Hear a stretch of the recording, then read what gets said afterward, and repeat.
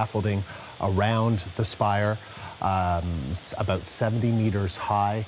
That's where we believe the fire spread quickly, as you can see there from these images from earlier. And now we've been showing you more images more recently with that spire no longer there. It is down, it has collapsed. And Catherine, so just take us back to what we know about what happened today.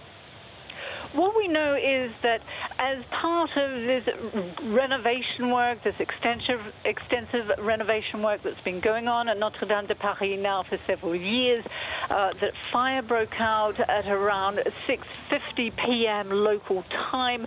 The fire brigade was called, and it seems that from that time on, they have been having real problems getting this fire under control. They have warned people to stay away, to move away from this Ile de la Cité, that's this tiny island right in the middle of the Seine in the center of Paris, where the Notre Dame is situated. They've told people to leave the island. They've asked people in Paris to leave their cars at home, to get off the streets, to enable fire brigade to get through to this area.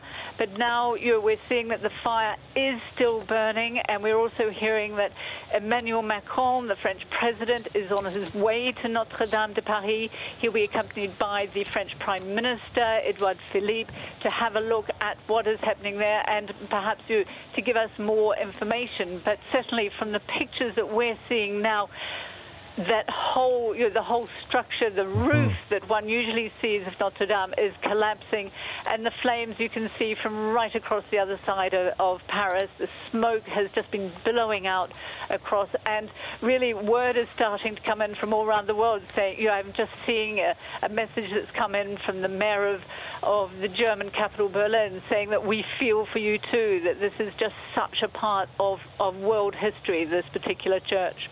And we're hearing from the French president, Emmanuel Macron, on Twitter, saying about this fire that I am sad tonight to see this part of all of us burn. And as you've been saying, Catherine, the entire roof, according to witnesses, the entire roof of the Notre Dame Cathedral has now collapsed. So it is not just the spire, it is the entire roof that has collapsed as a result of this fire burning at one of the world's most iconic monuments, one of the most visited monument in Paris. Some people might think it is the Eiffel Tower. It is not. It is the Notre Dame Cathedral that, as you can see right now, is burning in a fire that is, I don't know whether it's under control or out of control, whatever word, it doesn't appear to be under control, and it seems to have taken much of this building. Catherine, thank you for now. We will get in touch again with you soon, but that is reporter Catherine Field in Paris. For more, we've reached Eve Irvine. She's the morning news anchor for France 24 Network. So, Eve, what more can you tell us about this fire at the Notre Dame Cathedral? Well, you sound pretty much up to speed. Unfortunately, the fire is completely still ablaze. With the latest images I'm seeing, indeed, the roof has pretty much fully collapsed. Now, one thing I've also heard is the architect of the current restoration works, Mr. Philippe Villeneuve, he has reacted, saying that he's actually in tears, that it's a complete catastrophe, that he just cannot simply imagine a disaster of this kind. He also pointed out that there were no workmen on the site when the fire was declared, which was around 1850 Paris time this evening. That architect currently said to be on his way to Paris this evening to get to the site as well. But, as you've been telling your audience, that massive centre structure to the city of Paris, Notre Dame, in flames and already unrecognisable to a lot of us, having seen that spire go down just about a quarter of an hour ago. So tell me about just how fast this has all happened. So I think what you're saying, in less than 2 hours, most of the Notre Dame Cathedral has burned. Well, the roof, certainly the roof. I mean, there was a mass scheduled at 6:15 this evening. I mean, we're going into Holy Week, so already, Notre Dame, the most visited monument in Europe of its kind, the most 13 million visitors a year in France. Extra busy at the moment with these masses going into a holy period because it's a working Catholic church. At 6 o'clock, no signs of any distress. You know, even my husband was cycling home at 6:30, goes right past it, noticed nothing. By the time he came in the door at 10 to 7 in the evening Paris time, that fire had been declared. Just under an hour later, the roof had been sufficiently damaged for that spire to come down. Fire brigades, you know, are said to be sending water in from the sides, haven't got perhaps the ideal access they would have liked into those rafters, which is where we're being told the fire initially broke out, was in the rafters of that church. But, you know, while the two bell towers to the front are still standing, you know, a lot of that structure of Notre Dame simply still in flames, and the flames are still high, still yellow. As you were saying, President Emmanuel Macron has cancelled his televised address to the nation, which he should have been giving right about now, giving, you know, his to-do list, having spent months of debates, national debates across the country, addressing anti-government protests, but that has been cancelled. He is, we're being told, from the Élysée Palace, currently on his way to Notre Dame. They are calling on people, though, to stay back as much as they can from that area and try and let the rescue services in. I'm seeing pictures of the Hotel de Ville, which is another huge space in the centre of Paris, just north to Notre Dame. It's almost on the same level. You would just cross over another bit of the Seine, so people there can almost get a view of Notre Dame not too far in the distance, and people just seem to be standing there, you know, motionless in a lot of ways, and just all facing in that same direction of that cathedral, which is very much still on fire. And we had heard from one of our witnesses earlier saying that she was hearing that firefighters were having trouble getting to the site. Do you have any information on some of the challenges that firefighters may be facing?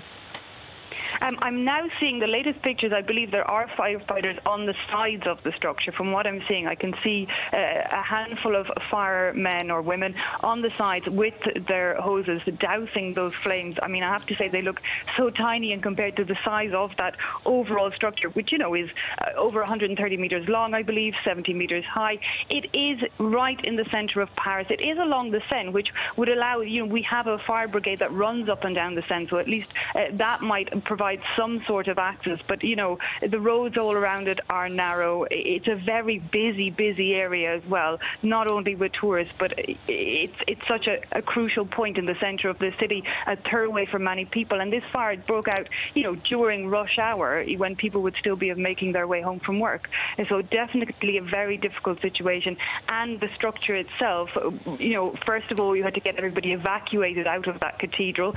Not an easy task in itself, because there's no major thoroughway for people to go down. They have to splinter into narrow streets, if you like. It's not the fastest of operations. And then to get up into the rafters, up, you know, stairwells that wouldn't have been designed with the fire brigades in mind. And Eve, I was listening to you describe the firefighters at the scene. Are you able to see yourself the scene? Can you just tell me where you are? I'm watching live footage. Unfortunately, I can't. Yep. It's not personal first-hand account. I'm just watching live footage of colleagues of mine that are sending it in. So that is why I know where it's coming from. Yeah, exactly. And I've just seen a few of the firemen onto the side of the building at this stage, but only a few. And currently what I'm seeing, still just a handful at the left-hand side. If you're standing at the back of Notre Dame, I can see a handful on that side. But, I mean, absolutely a tiny speck when faced with the amount of scaffolding even on that Notre Dame Cathedral, which is also, you know, just completely engulfed now in flames and clouds of smoke. And maybe it could be difficult, right, for firefighters to get to the cathedral because some of the streets in this area are quite narrow. Can you just kind of describe some of that? I mean, Paris in itself, apart from the Champs-Élysées, which is, you know, the big wide thoroughfare to the other side of the city, it's known for its small, narrow streets, and they're busy streets, and the streets around Notre Dame in particular, because they are very touristy, you know, I'm thinking of the tourist streets down to it, would have a lot of pancake or creperie stalls. There would be a lot of tourist shops that spill out onto the streets, so there would be always a lot of people around. Now, not too far in front of Notre Dame, there is a parvis or a space, again, that's always crowded with people. Once you go down there, the easiest side would be along the Seine. You do have, you know, the courthouse, the police. I would imagine you could get a lot of that, opened quickly to the fire brigades. But again, it's rush hour traffic, and there isn't that many options to get people or cars out of the way to allow emergency services in. I haven't seen where these fire brigades arrived. I'm seeing more cans now on the side and on the back. They're currently dousing. Really, they seem to have got water into the sides of the building at this stage, pretty, in a decent amount of force. Again, the coming down the Seine would be nearly the biggest thoroughfare to get to the cathedral, because all of the streets around it are pretty tight. Having said that, I mean, the Parisian Fire Brigade are well versed in trying to navigate these tight streets of Paris. But this fire took off at such an alarming speed and with such veracity that to get enough, I imagine, enough teams on the ground in time and to get them to react, all the while, first of all, evacuating the people out of danger, I mean, their task is... It's gigantic. When you're looking at it even now, an hour afterwards, it's a very, very big task ahead. And what we're hearing, Eve, is that so far no injuries have been reported at this stage of this fire, and that is quite something, given how much foot traffic there would be in and around this church. I mean, 35,000 visitors every single day. As you were saying, Eve, you said that Mass was about to take place. Easter weekend is approaching, so there would have been a lot of people likely in the area. Can you describe the significance of the Notre Dame Cathedral to Parisians? To Parisians, I mean, it's one of our landmarks. It's somewhere perhaps we visit less when we get used to it, but it's a place where people go even to meet up. It's a meeting point. It's a central part of the city. We're just hearing now actually from the diocese, from the Archbishop of Notre Dame, Michel Aupetit, who's currently in the 7th neighborhood arrondissement of Paris, saying it's obviously a drama, but for the moment the church isn't going to make any other declarations on what took place at the cathedral or how it's going out. I'm being told that the Prime Minister is also now on his way, Edouard Philippe, also heading to Notre Dame to meet with President Emmanuel Macron. From what I'm hearing, the people gathered currently around Notre Dame, just people in shock and really a lot of tears. People just, repeating, it's gone. There's so much gone. Since, as you were pointing out earlier, that moment when the spire actually collapsed, really a marking moment, people, for saying really like what is left now. That's such a massive part of our city, because it's our skyline as well. From so many parts of the city, you can see that spire of Notre Dame. And as we're looking now, Eve, we're looking at some pictures. There was concern that this fire would spread, that it would take down the roof. It has. It would take down the spire. It has. And now you can see smoke coming out of those iconic bell towers at what is the front of this church. So what is your sense, based on what you're seeing and what you're hearing, Eve, of how much of this building has been consumed by fire? What parts of it? It looks horrifyingly like a worryingly amount. And listening to an historian speaking earlier, he simply pointed out that if the roof goes, you then have to call into question the entire structure of the building. The whole structure is in jeopardy. And as far as he could make out, and that was already a half an hour ago, and things have only gotten worse in the images we're seeing since, it could take decades to get this building anywhere close to back to its former glory. And already its former glory was in question. We had been seeing those renovations, 11 million euros worth of renovations. You had been mentioning the 16 statues removed just a few weeks ago for restoration. The date already said 2022 was going to be the unveiling of Notre Dame back as it should have been. And this fire, which, is lighting up Paris' sky, just looks like it's taken it decades in the wrong direction. And we just showed the image from earlier of that spire collapsing. What a sight that was to see. So you could sort of see it there through the smoke of the spire just falling onto its side and collapsing at that church. What a terrible sight.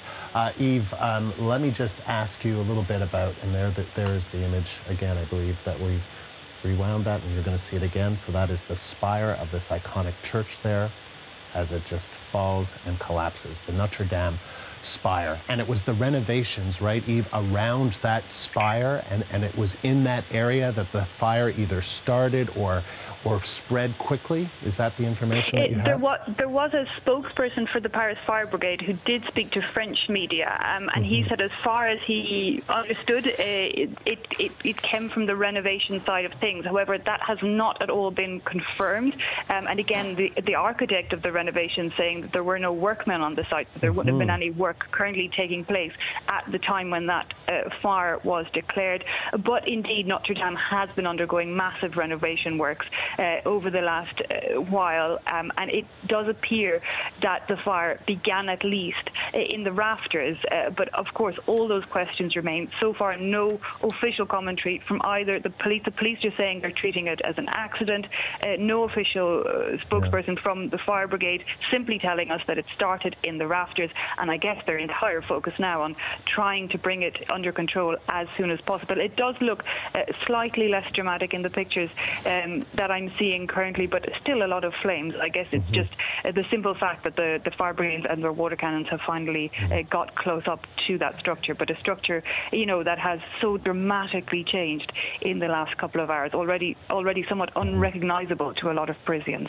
And what we're looking at, Eve, we believe to be BFM, so we believe this to be a live shot of the Notre Dame Cathedral taking place right now in Paris. And as you say, Eve, it does look a little bit less dramatic than earlier, but that could be because so much of the structure has burned. The roof at least is gone, the spire is gone. So Eve, at this point, it's interesting that you say that the architect and the developer of the renovations saying that there were no workmen, there were no crews on site at the time. So I guess that does leave a very key question in all of this, and I believe that the prosecution office in Paris, or officials there, or at least are opening an investigation into the cause of this fire. Authorities are still examining the cause, whether that is the fire brigade, the fire department of Paris, or another office. But obviously there is going to be questions as how did this fire start? Is there anything that you're hearing about that? No, currently all I'm hearing is that spokesperson for one fire service saying it did begin in the rafters, so they can locate it to the rafters, which in the image we've seen do correlate with that, as the roof seemed to ignite very, very quickly. You know, when you think of even the windows in Notre Dame, you know, if the fire had been any way further down, you'd imagine we'd have seen other damage to other parts of the building that bit faster. So the fire broke out in the rafters. Then hearing from Philippe Villeneuve, who is on his way to Paris, that's the architect of the current restoration works, saying, you know, he's in tears. It's a catastrophe that he is finding hard to believe, but there were no workmen on the site, which would be understandable given that Mass had been scheduled for 6:15 this evening, which is just shortly before that fire broke out. And again, given that it's Holy Week, given you know how much Notre Dame is used, it does appear that the restoration works were possibly not taking part at 1850 when the fire was declared. But again, the questions will be, where were the restoration works? What exactly did they involve? And could they or did they lead to such a dramatic fire taking place? Whatever the cause, answers will have to be found. For such an iconic building in the centre of the city, people will want to know. The Archbishop for Notre Dame currently saying they don't want to speak at all on the situation as things stand. Just saying, obviously, it's a very dramatic and sad occasion. And so what we're looking at now, for our viewers who are just joining us, is this major breaking news taking place in Paris. One of the most famous buildings in the world, the Notre Dame Cathedral, is in flames right now. With the roof has collapsed, the spire has collapsed. We don't know exactly how this fire started, but it spread quickly. In just a matter of 2 hours, the spire and the roof of the Notre Dame Cathedral had collapsed. We saw smoke there billowing through the iconic bell towers, the entrance of this church. We're also hearing, Eve, that according to the Associated Press, that Paris Emergency Services are now trying to salvage artwork that is stored in the Notre Dame Cathedral from this fire. So they're trying So I guess the situation is such that there are those that are able to go inside. I can't imagine how that's possible just given these images, but we don't have all of the angles, but that they are trying to salvage the artwork, because it's not just the outside of this cathedral that is important to history, it's also the inside. Can you tell us a little bit about that? Absolutely, and I have seen a few firemen scrambling on the side of Notre Dame building, all right, looking like they were going in a side window, but I imagine they're focused very much on the flames for the time being. Of course, it is a cathedral that is there for its diocese, but very much there for everybody on a wider scale. It's a part of the city's history. It dates back to the 12th century. The windows, the artwork that are on the inside, but also even the outside of the building, you know, the gargoyles, every inch of that building is steeped in history, and a very valuable history that has been debated of how important it is to maintain and restore and keep in good condition over the years. I have yet to see anybody. I've got a current image of the front of the building of Notre Dame. Haven't seen people walking around to take art, but one would hope that they will be able to salvage as much as they can. You know, the building built from the 1163 and 1350, a very popular tourist site. You know, anything that can be taken out would be, of course, of great value to the city and to the country as a whole.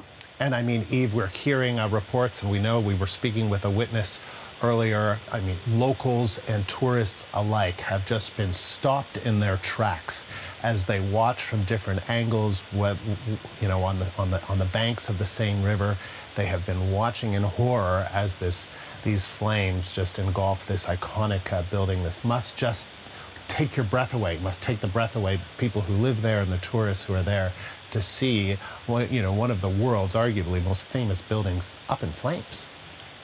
No, absolutely, and currently the evacuation of the area just in front of the cathedral has been carried out, but you can see when you look at footage of live images of elsewhere in Paris, you know, over at the Saint-Michel, which is on the banks of the Seine, just literally you've the Notre Dame at one side, then the Seine River, and then Saint-Michel to the south, so really a couple of meters and a clear view from the Seine. A lot of people had gathered there as well, and again, it's like a mirror image of back at Hotel de Ville, which is to the north. People caught, you know, in the moment, not able to nearly look away to see what is going to happen to this building, unable really to believe. I've now been watching it for, you know, almost 2 hours, and it's still hard to fathom that something that has literally been there forever, for as long as any of us have known the city, is no more. And, you know, and is no more. And I think that we are now getting to the stage where we can start using that language. You never want to exaggerate a situation like this, but, you know, we're now hearing from the deputy mayor of Paris, who's saying that the cathedral has suffered colossal damages. Colossal damages. I mean, that is. I mean, just... the front of the cathedral still looks like the recognizable Notre Dame that we see in pictures. You know, the two square towers to the front and all of that elaborate stonework.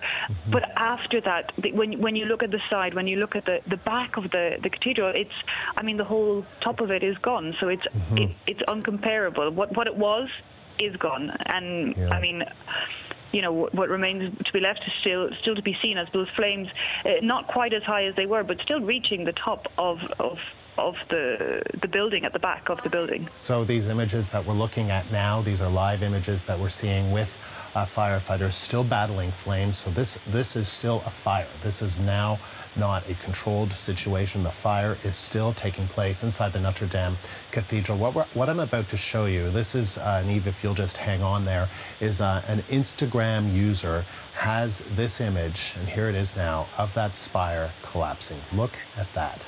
That is just shocking, and that is something to see. So that iconic spire, and maybe Eve, you can help us understand what it was about this spire here, that was undergoing renovations. It is an old part of the church, and it was desperately in need of renovations. And there were many saying that this needed to be done a long time ago, that this work needed to be done a long time ago. And were there some challenges in raising the money to do that? Indeed, there were some questions over who would pay what for the renovations. And a couple of years ago, I remember at one stage the state had said they'd pay $2 million, but we were estimating costs of $10 million. A lot of questions over whether the church had to pay, whether the state had to pay. A reach out to the public as well, to bring in those funds. And when you looked even at the outside of the building, it was crumbling. It definitely did need restoration works, which I guess is only natural for a building that is that old, dating back to the 12th century, and also such a used building with so many visitors every year. And it's also such a vast building. It stretches 130 meters long. It reaches into the sky, which is why it is such a massive part of Paris for all of us. Indeed, the spire had to be renovated. Half of the building was covered in very high scaffolding, which you can still see in those pictures of the burning building now. And this had been ongoing for years, but already people were looking ahead for when the renovation was going to be completed, when they would celebrate Notre Dame back to its former glory. And I'm hearing from a Notre Dame spokesman, André Finot, who's telling the French media that the entire wooden interior of this 12th century landmark is burning and likely to be destroyed. Nothing will remain from the frame. Can you tell us what the significance of that, Eve?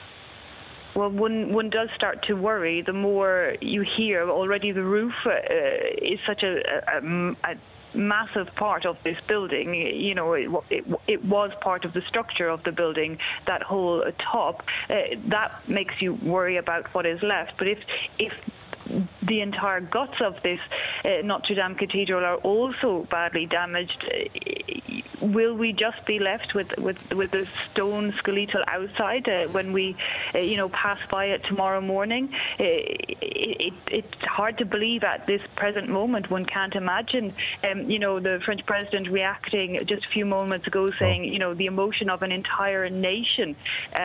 He's thinking of not just Catholics but all of the French, and that he says, I'm sad this evening to see part of us burned. Yeah, I mean, it is really, really quite something. So, Eve, before I let you go, can you just give us an update on what we know so far about what has happened to the Notre Dame Cathedral in Paris?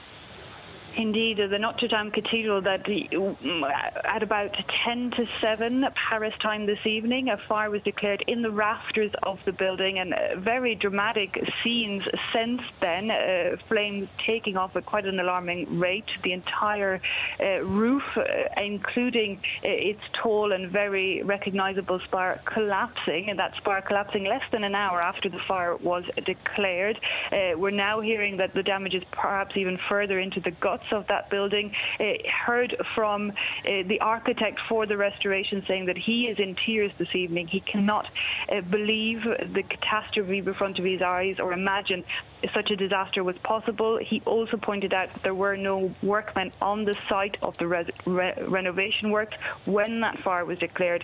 Still absolutely no confirmation, no indication of what caused this fire.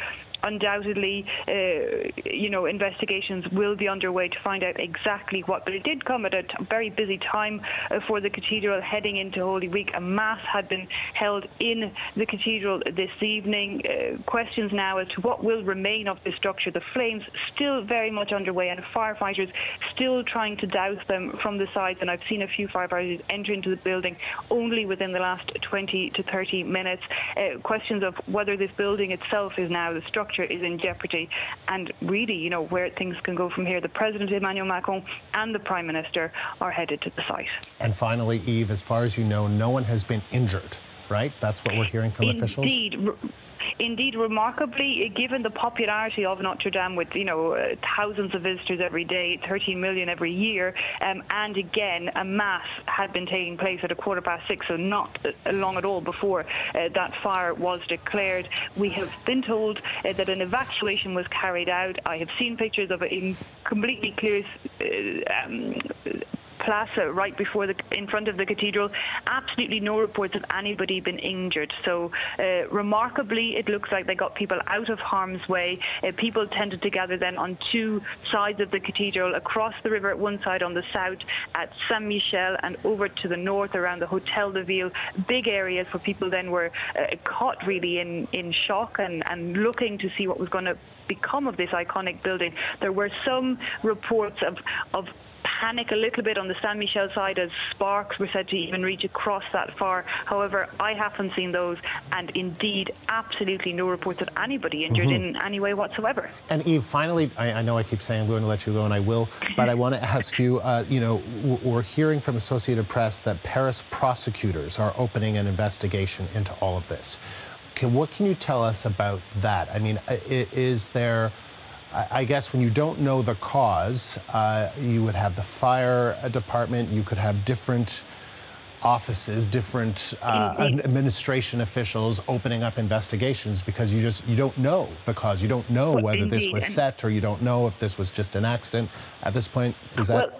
Go ahead. Currently, what I heard from the French police about an hour ago now, but they said they were treating the incident as an accident. However, of course, questions will have to be answered. The police may have been putting that out there early to show that this is by no way or means anything linked to terrorism. It is a fire in a very old building. But investigations will have to go underway. Was it what, you know, a spokesperson for the fire brigade felt might be the case earlier on, that indeed it broke out in the rafters, it broke out close to restoration works? Is that what sparked the flames, or is it completely unrelated? It is an iconic building. It is, you know, over 850 years old. It is such a central part of Paris. Answers will have to be found. Everybody will want to know what exactly happened to take so much of it away in such a dramatic and short space of time. Eve, appreciate your reporting tonight on what is obviously a difficult one for those who appreciate its presence in Paris, its role in architecture, its beauty, and all of that. But Eve, we appreciate you taking the time today. Eve Irvine of the France 24 Network reporting to us from Paris. So as we mentioned, French President Emmanuel Macron is heading to the scene of this fire. He has tweeted his thoughts, roughly translated as Notre Dame de Paris is up in flames, the emotion of an entire nation. Thoughts go out to all Catholics and to all French citizens. Like everyone in our country, I am sad tonight to see part of us go up in flames. So that is the comment coming from the French President Emmanuel Macron, who is heading to the site of the Notre Dame de Paris, the Notre Dame Cathedral in Paris, as you are looking at nightfall in Paris, as it is just after 8:30 local time, as we are watching this fire continue. These are live images. This is Paris at 8:40 local time, as we are seeing. We've been reporting that much of this structure, the roof, the spire at least, that they are gone. The spire has collapsed. Arthi Pol here in Toronto with me is watching along with this as we continue to watch this building. Arguably one of the most famous buildings in the world. It is. It's like you can't believe your eyes when you look at this, especially I'm assuming you've visited. I know I've certainly gone to see this particular cathedral as well. It is iconic, one of the most iconic Gothic cathedrals in the world from the medieval period as well. We're talking about how many visitors come here, between 12 and 14 million visitors a day, or a year, we're tens of thousands per day. And we were talking about when the fire started. 6:50 p.m. local time is what we're hearing right now from officials. As you mentioned, it's about 8:40 local time there right now. So this blaze has been carrying on for nearly 2 hours. We watched the collapse of the roof of that iconic spire as well, and the flames continued to spread to the bell towers. Now, one of the points here is that we've heard from the people that you've been speaking with is that they were trying to remove historic artifacts from inside, and that right now there's no reports of injuries. So I was just taking a look at whether or not there would have been visitors inside, and according to what I found online, it says that Monday to Friday the visiting hours are 8 a.m. to 6:45 p.m. and the fire broke out at 6:50 p.m. So it is possible that it might have been people trailing out of there at that time. Maybe there weren't a lot of tourists there at the time because it was just at closing hours. But we do know also, when we're talking about those historic artifacts, I was also looking online at what is kept there. And they say that among the treasures that are stashed in the cathedral, in Notre Dame Cathedral, is the Holy Crown, or purportedly the wreath of thorns that was placed on Christ's head. And so this is a time where it is typically put on display on exhibit from 3 to 4 p.m. local time. And on Good Friday, which we know is right around the corner, it's essentially put out for the duration of the day. It's displayed. I don't know if it was removed prior to that, because there were, as we were talking, these renovations taking place. We know that the statues that were kept outside, for example, had been removed. So it is certainly a question whether or not some of these priceless, invaluable historic artifacts will be salvaged. You know, you were talking about how we're hearing from officials there is colossal damage that has been done to this. It is essentially destroyed a large portion of this, and so we do know that the 12 statues, right? Yeah. Did you just mention this? Yes, the 12 statues. They're fine. Yeah, they were taken out 4 days, I think, before the fire. So 4 days ago, they were taken out. But in terms of what other artifacts would be inside, that's certainly a question.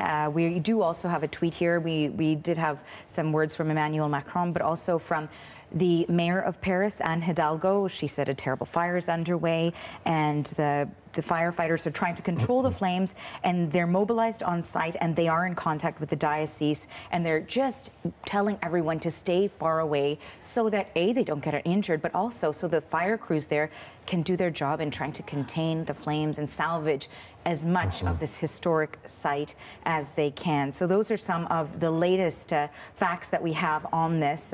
Some other media are reporting essentially that there were 7 fire crews that were there, 7 fire trucks that were there immediately. 400 firefighters on the scene is what we're now hearing, right? 400 firefighters on the scene of this major fire that is taking place right now in Paris, as you've been saying, Arthi. So it's been about 2 hours since that fire broke out, but incredible to think about what has happened in those 2 hours.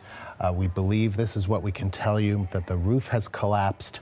The spire, this 90-meter high spire that was under renovations, that has collapsed. The entire control room, am I right on this? The entire wooden interior of the church, they believe, is gone. And we had heard earlier that there were some emergency workers that were in there trying to salvage some of the art in the interior of this building. Those bell towers, I think, but this is an image from earlier. This is that spire. And you can see it there collapsing. Unbelievable to see it. And here's another image of the spire of the Notre Dame Cathedral coming down. It really is an unbelievable thing. It's just something that you just cannot believe. It doesn't matter whether you're Catholic or not Catholic. It's not about that, I don't think, for a lot of people. I think it's just the history of this building, its place, its prominence in one of the world's, if not the world's, most visited cities. It's in Paris, and of course it's just something that you either see or go to or walk by on any trip there. So these are the images that we are seeing, but we, again, if you're just joining us, the fire took place about 2 hours ago, started in the Notre Dame Cathedral. There were no work crews on the site. There were some major renovations that were taking place, 6 to 7 million euros of renovations on this Notre Dame Cathedral. A lot of the scaffolding was towards the back, and then we see here, and a lot of the renovations were for this, this spire that's now down. 9 million Canadian in restorations and renovations that were taking place. So this was no small feat. This was a huge project they were working on. As you were mentioning, initial reports suggesting that the fire could possibly be linked to those renovations that were taking place. In what capacity, we don't know, because as you mentioned, the crews specifically weren't there at the time. But you're talking about how iconic and historic it is. I mean, really, it is such an integral part of the Parisian skyline. French president saying essentially that it's like a part of us being on fire. I mean, how can you characterize it any differently? So lots of questions will remain about what caused this, but Arthi, for now, thank you. I'm going to bring back Catherine Field. She is a freelance journalist, and she has been watching this day unfold as well. These 2 hours it has been since that fire broke out. Catherine, from the latest, what are you hearing? Yes, we're hearing that there are, as you were saying, 400 firefighters on the scene. A lot of those firefighters you might well be able to see from the pictures that you're getting. They're dumping down the outside of the building and the adjacent buildings, the building where the presbytery is as well. We're also hearing that the French President, Emmanuel Macron, is at the scene. He's being joined there by the Archbishop of Paris. Again, just completely unbelievable scenes. The flames across the Paris skyline.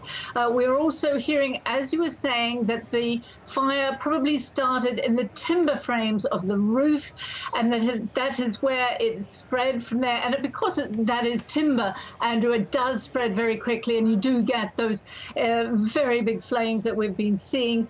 We're also hearing, as Artie was saying, that staff are doing what they can to get whatever precious monuments, pieces of art that they can out of the building and to safety. But again, we're also hearing, Andrew, that one of the problems is getting more firefighters to the area.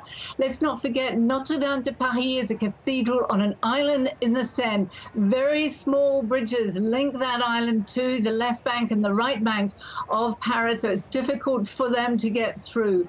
We also hear that the prosecutor, the Paris prosecutor, has gone to the scene as well, just to try and get some sort of idea of what's going on, what started it, and really what can be done, to try and bring this blaze under control. And so what we're looking at now, Catherine, is we can still see the iconic bell towers at the front. We can still see one side. I'm not exactly sure what side we're looking at, what angle we're looking at, but we can still see one side, and that looks intact. But frankly, from my vantage point, it looks like a shell of what it was. And we are hearing from various officials saying that they do believe that the interior of the Notre Dame Cathedral is gone. Is that what you're hearing as well, Catherine? I'm hearing that as well, but of course we've got no firm suggestion of that. But let's just think about the inside of that building, Andrew. You've got that timber-framed roof, and if you've been inside Notre Dame, you remember, you look up and there's this huge wooden rafters there. So it would be very easy for the flames to spread out across those rafters.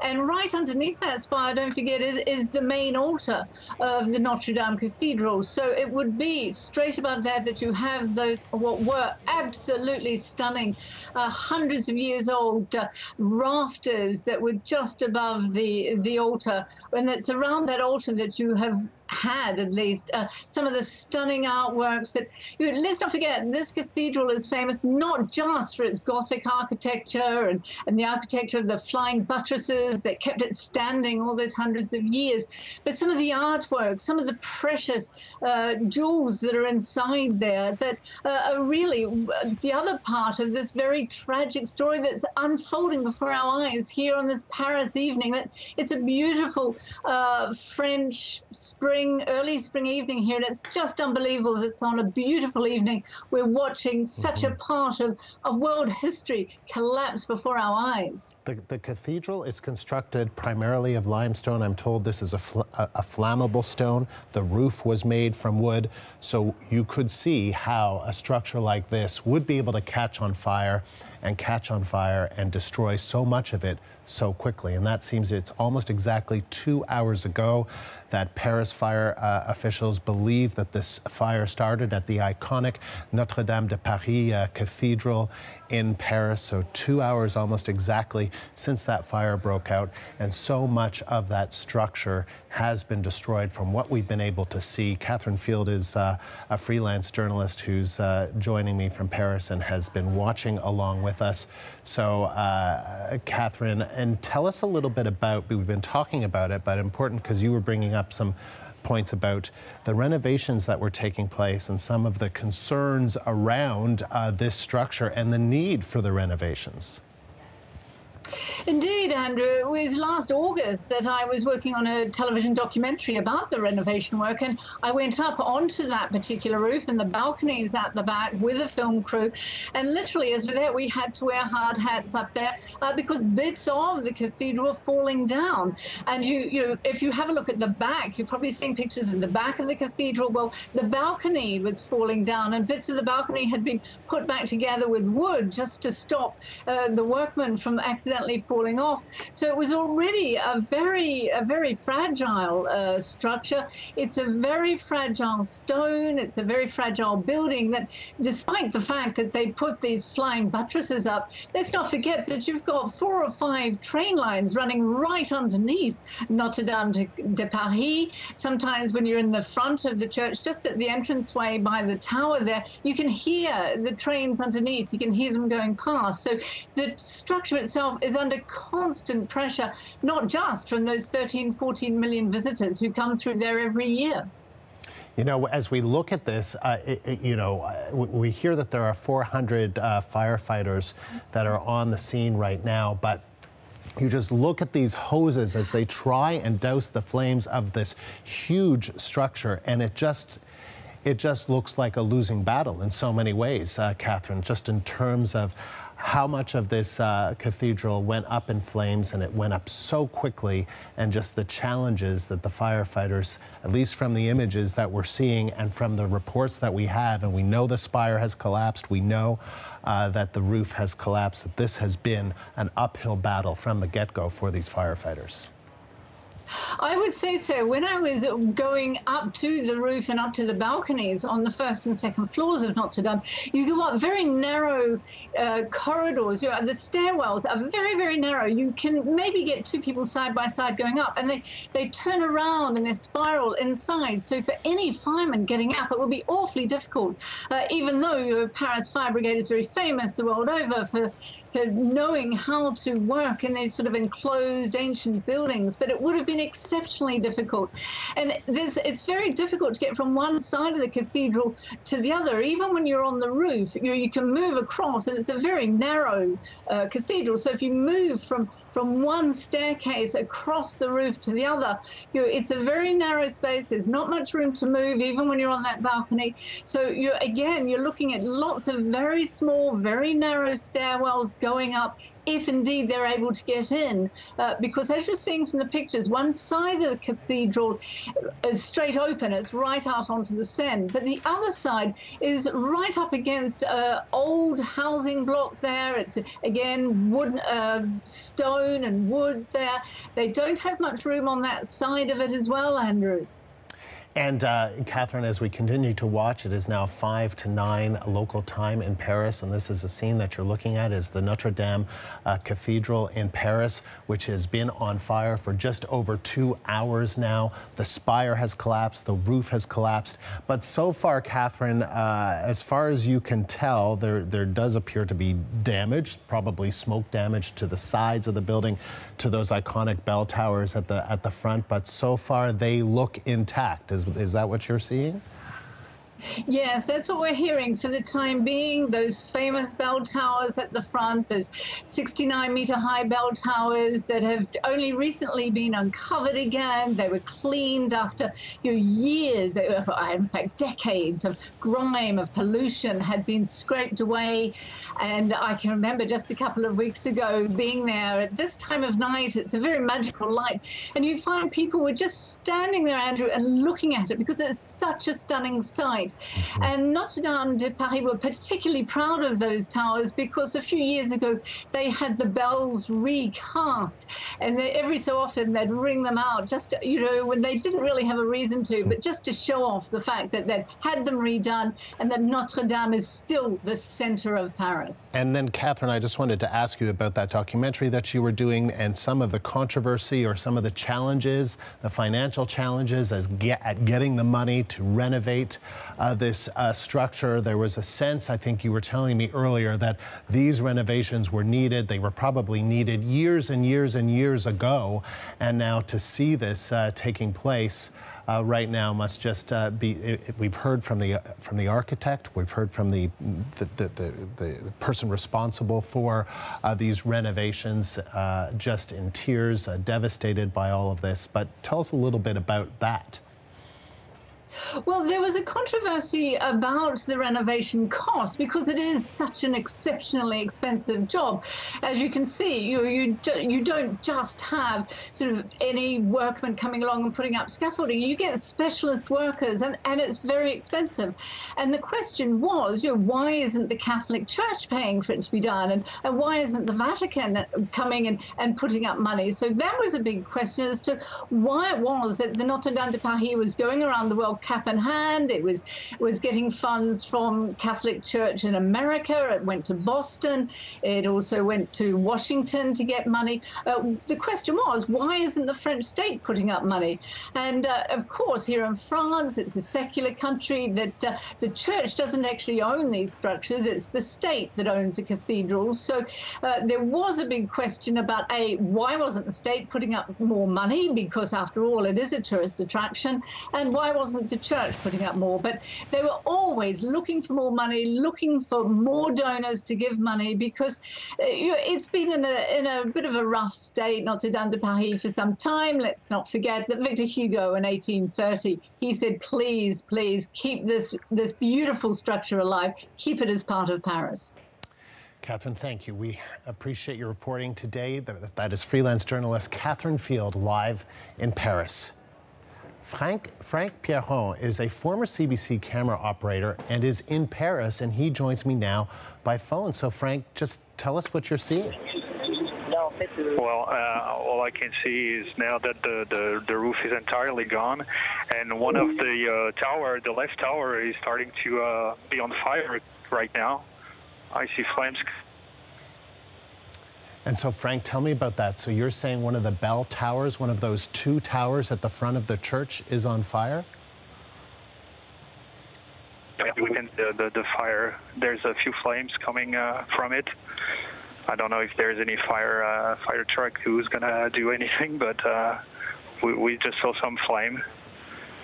So it's quite incredible. People are in shock here. Tell me a little bit about that. How close are you to the church, and what's happening around you?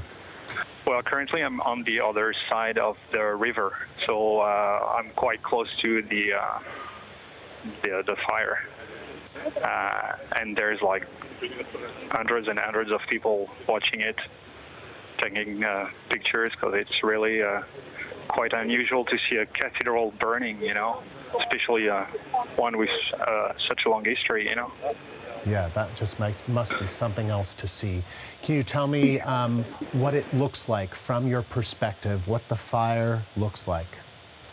The fire has been a little bit contained, but since the roof is entirely gone, there were some... it's still going on, but I don't know. It seems like there's not too many. There's not enough firefighter over there, because the scale of it is just too big to control it, you know, to contain it. And what was your reaction? What were you doing when you noticed that this was happening? In fact, I was with a friend walking around the area, and we saw some huge smoke in the sky, and I was like, "Whoa, what's going on?" And then we started asking people around, and they say, "Well, Notre Dame is on fire." I was like, "What? Notre Dame is on fire? Okay, I have to walk there and see it by myself." And it's such an horrible show to see, and it seems that the whole place is just gonna burn down. You know, probably not the stones, but just the whole interior. I'm not sure there's going to be a lot left after that. Yeah, no, it is really quite... And they were just restarting like the work of renovation. So apparently, that's from what I heard, it started because of some incident on the renovation work. So, but it has to be confirmed. And what can you tell me about firefighters or emergency crews that you've seen coming and going, and just the crowds of people that have been watching this all unfold? There's the whole area is controlled by the police, and there's several big firefighter trucks that are here. Right now, I see 2 or 3 spraying waters on the roof and on the right tower. I can see from the opposite side, and I know that the French president was just arrived like maybe 10-15 minutes ago on site to see it. Yes, and we know that Emmanuel Macron, as you say, the French president, is saying he feels as though part of us is burning tonight because this is such an important part of Paris. But Frank, I want to ask you a little bit more about what you're seeing, because we had seen that the roof collapsed. We are going to show our viewers in a second the spire collapsing, that 1852 spire. And then you're saying that you've seen some flames through one of those bell towers, is that right? Yeah. Well, I don't see them anymore, so I don't know if it has been contained. But the left tower has a reddish color, so I guess the flames are not far from what I can see. Yeah. And Frank, just hang on there, because I want to show our viewers some images from earlier as well.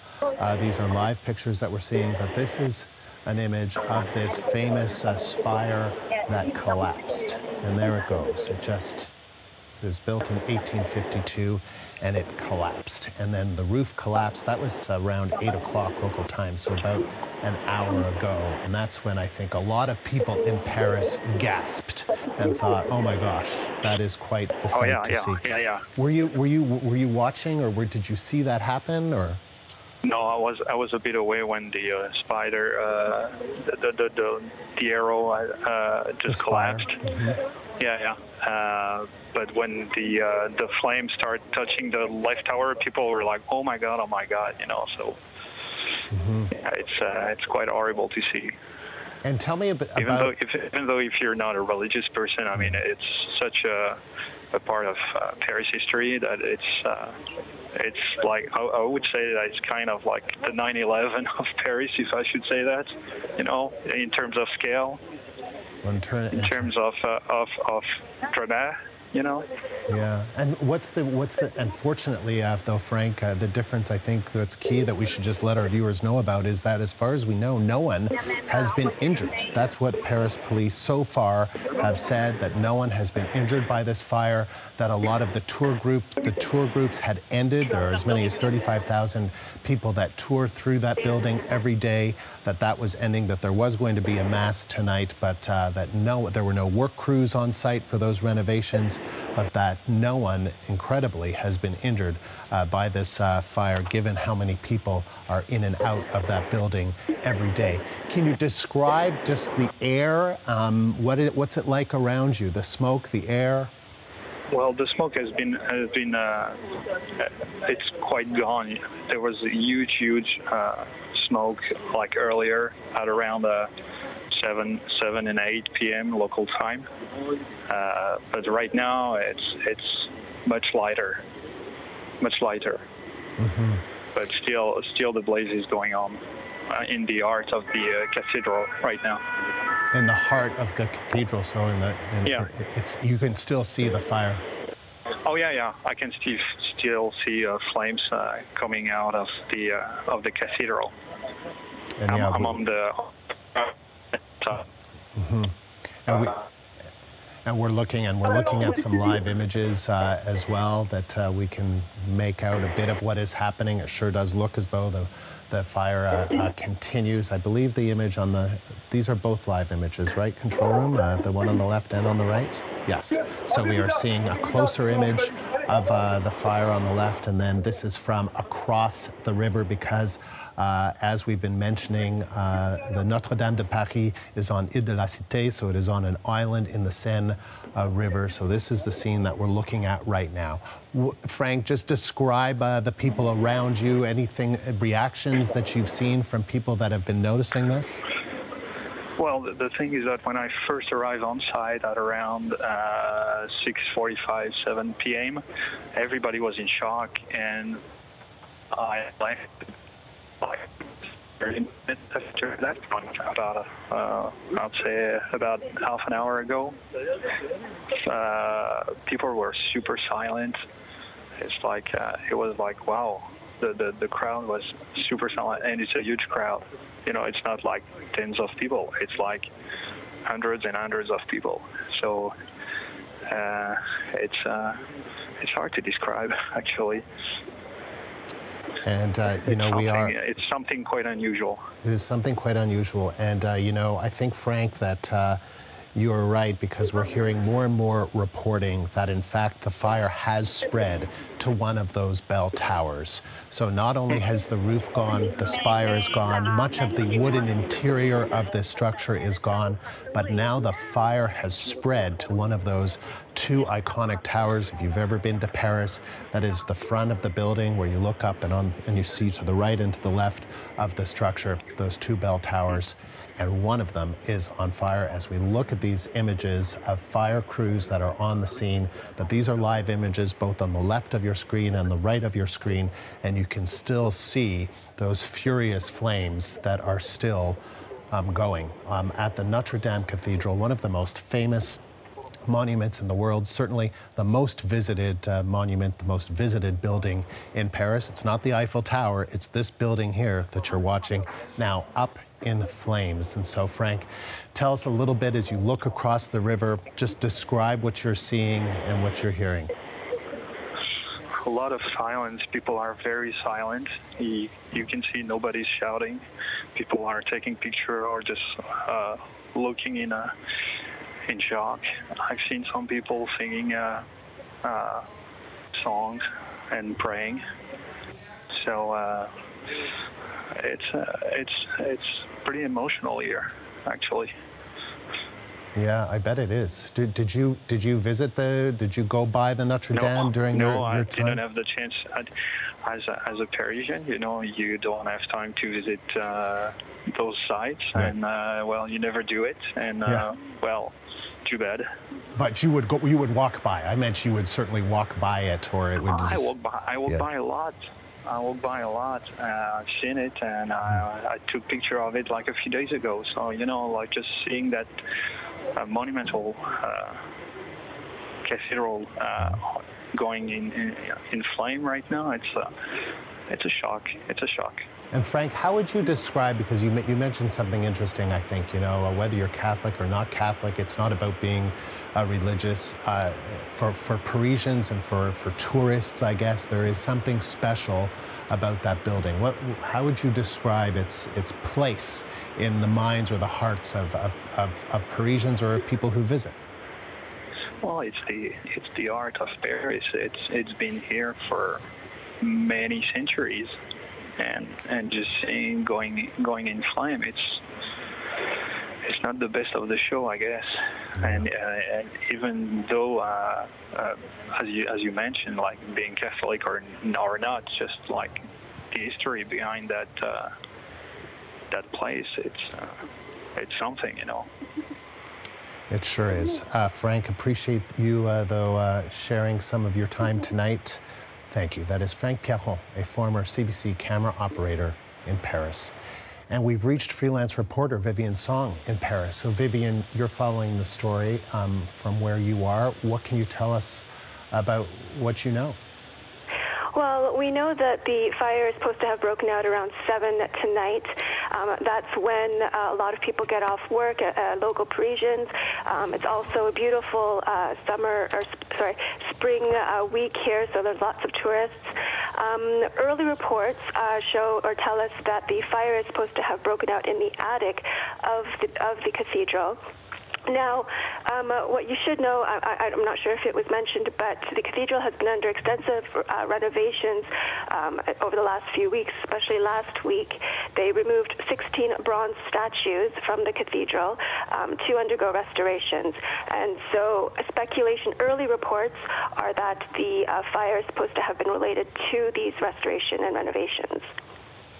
And so, sorry, tell me a little bit more about the renovations, and because as we're watching these live images, what people are seeing is they're seeing a lot of the scaffolding around the building, but what they're not seeing is the spire. The spire is down, the roof is down, and we had heard reports that in fact there was a fire, that the fire had spread to one of the iconic bell towers, but from the image that I'm looking at now, and this just may be the angle, I don't see flames coming out of those bell towers at this moment. But what do you know about that? Do you know how far the fire has spread? I mean, I think we're probably watching the same images, but so far it just looks like the bell towers are still intact. These renovations were part of a €6 million project. As far as I've lived here, the cathedral has always been under renovations. You know, it's an 52, 53-year-old landmark. So there's always been works being done to the monument. But it's devastating to watch this. I myself have lived in Paris for 9 years, and I regret not going into the cathedral more often. The cathedral is really its most beautiful at this time of year in spring because the cherry blossoms are all in bloom. So it attracts a lot of tourists, but also locals because it just makes such beautiful photos. So to see it up in flames like this is really devastating. I actually just received my citizenship, my French citizenship last week, and so maybe I'm even more sentimental now. But you know, it's heartbreaking to watch such a historic monument be gutted in such a short time. And we're hearing that the Paris prosecutor, the Prime Minister, as well as French President Emmanuel Macron are on the scene on Ile de la Cité, where the Notre Dame de Paris is located. So at this point, Vivian, what are you hearing about what caused this fire? Well, as I said, early reports are that it's related to the renovations, but nothing's been confirmed yet. Actually, the president was supposed to have made a televised national address to the country this evening, but that was canceled in light of. You know, it's too early to tell at this point, as far as from what we know. But also, what you should know is that this area is quite difficult to maneuver for. It's in a part of the city where fire trucks. It would be difficult for fire trucks to get to. So I saw images, for instance, on Twitter of trucks kind of stalled in traffic. So it's just all around. It's pretty devastating. And Vivian, from what you've been able to tell, what has this fire taken so far? What parts of the building? The images that I see is that pretty much just the bell towers are still intact, but I see the rest of the building, the back part of the building, seems to be leveled. It's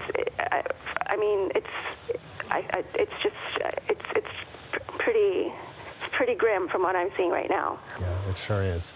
And so, you know, tell us a little bit about how busy this area is and how busy the cathedral is with tourists and with locals. Well, as it was mentioned, the Notre Dame Cathedral is the most visited monument in France. It's estimated to attract 13 million tourists a year. And the cathedral is right in the center, in the heart of Paris. So you have also Hotel de Ville, which is the city hall nearby. You have some of the most picturesque parts of the Seine along that area. A lot of shopping districts. It's really at the core of the city. So, and as I said, at 7 o'clock, a lot of Parisians, a lot of locals are leaving work and crossing that area to get their connections, their metro connections. It's always packed with tourists at any time of year. And this week is also Holy Week, so you know, there's likely a lot of pilgrimages, a lot of visitors who are taking advantage of long weekends and just a week before Easter. So it's a very busy artery, a very busy area.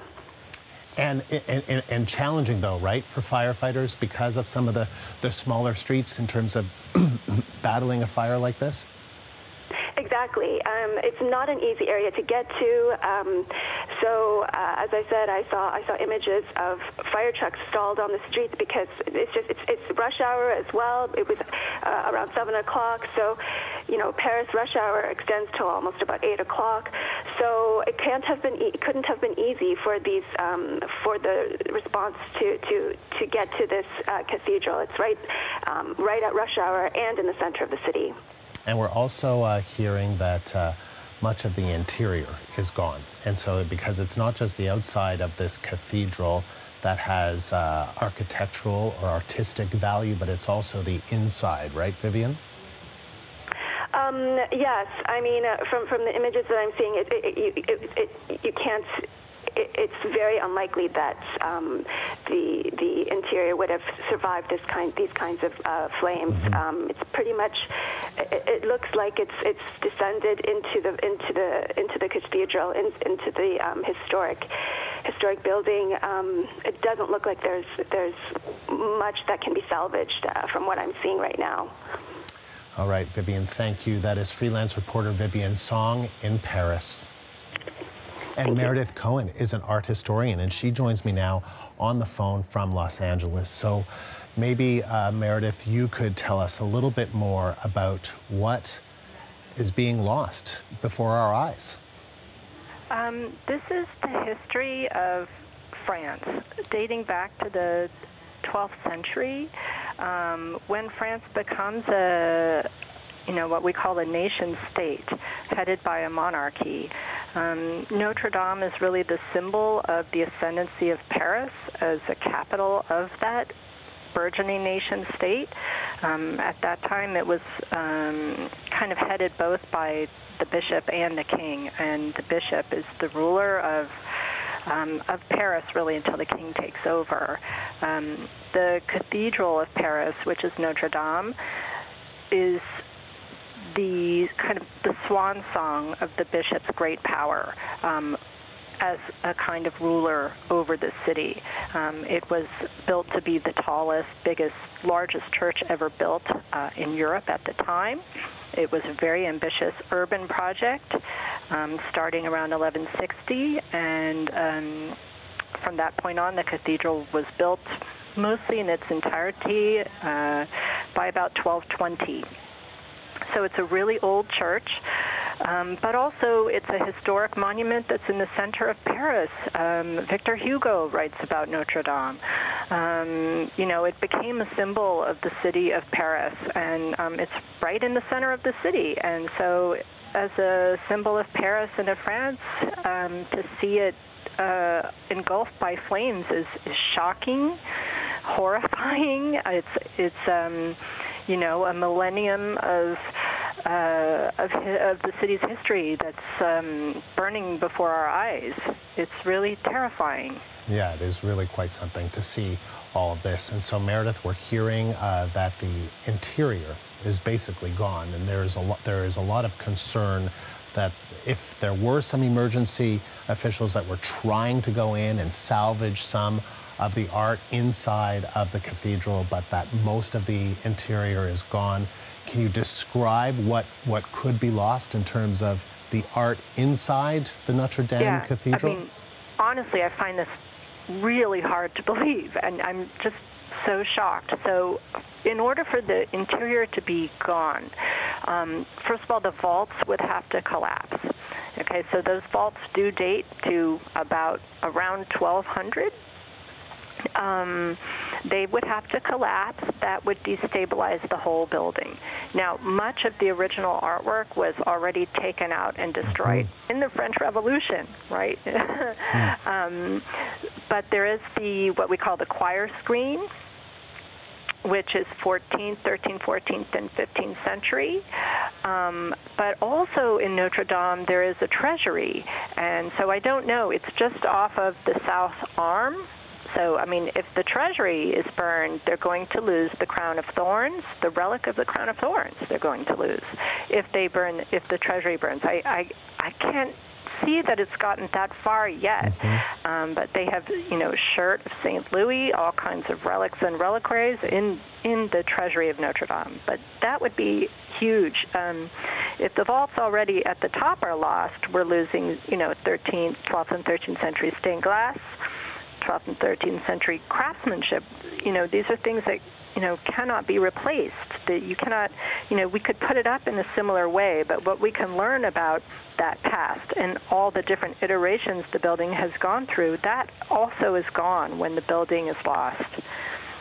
And we've been showing these images earlier from the 90-meter high spire. This is live images, by the way. If you're just joining us, this is the situation that is taking place right now. These are live images of the Notre Dame Cathedral in Paris. It is on fire right now. The roof has collapsed. The spire has collapsed, and this is an image that we've been showing from earlier, about an hour ago, and that is of that 90-meter spire that dates back to the 19th century, right? The 19th century. So just seeing that spire collapse, Meredith, I think there was a collective gasp, and you can even hear that. You can even hear the gasp from the crowd there as they watch this take place. What is the significance of the loss of that spire? It is the 19th century spire rebuilt by Viollet-le-Duc and Jean-Baptiste Lassus. And so it's, more recent than the rest of the lower part of the building, but still it's, a historic monument nonetheless, and that cannot be replaced. And Viollet-le-Duc in the 19th century was a prodigious restorer. He's defined restoration in France, and that was one of the first buildings to be restored and, among the first few. So it's, a chapter of history that's lost when the spire falls down. I'm concerned about the vaults and the older stuff, but certainly in 200, 300 years, right, we will value 19th century restoration as much as we value the, things that are further away from us in time. So that also is a testament to its own history, to its post-revolutionary, hopes about the French nation coming together as a modern country. That's what that spire is about. So it's a terrible loss. We are hearing that the 16 statues, and you can tell us more about this, Meredith, that they had been removed because there are these renovations, these restoration projects that have been taking place in the cathedral, that they had been removed. So they are safe. Good. So tell me about the significance of that. Are they the statues that were in the spire? They are the statues that were, control room, help me, are they the statues that were outside? Where were the statues, the 16 statues that were saved?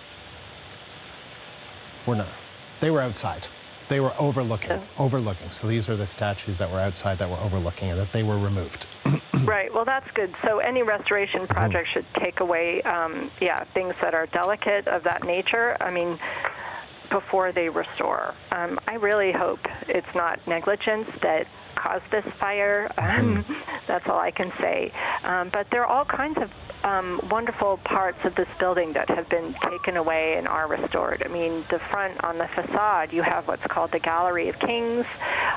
Those sculptures facing the front, facing the plaza, as you walk up to Notre Dame, those were beheaded and buried in the French Revolution around 1789, 1790, and then they found them in a different place as someone in France they were going to build a bank, and so they had to excavate, some of the land to build the foundations, and they found all of those decapitated sculptures, and it's called the Gallery of Kings. They're Old Testament kings, but they were often confused or sort of merged with notions of, the French kings. So they're kind of overlaid with these meanings.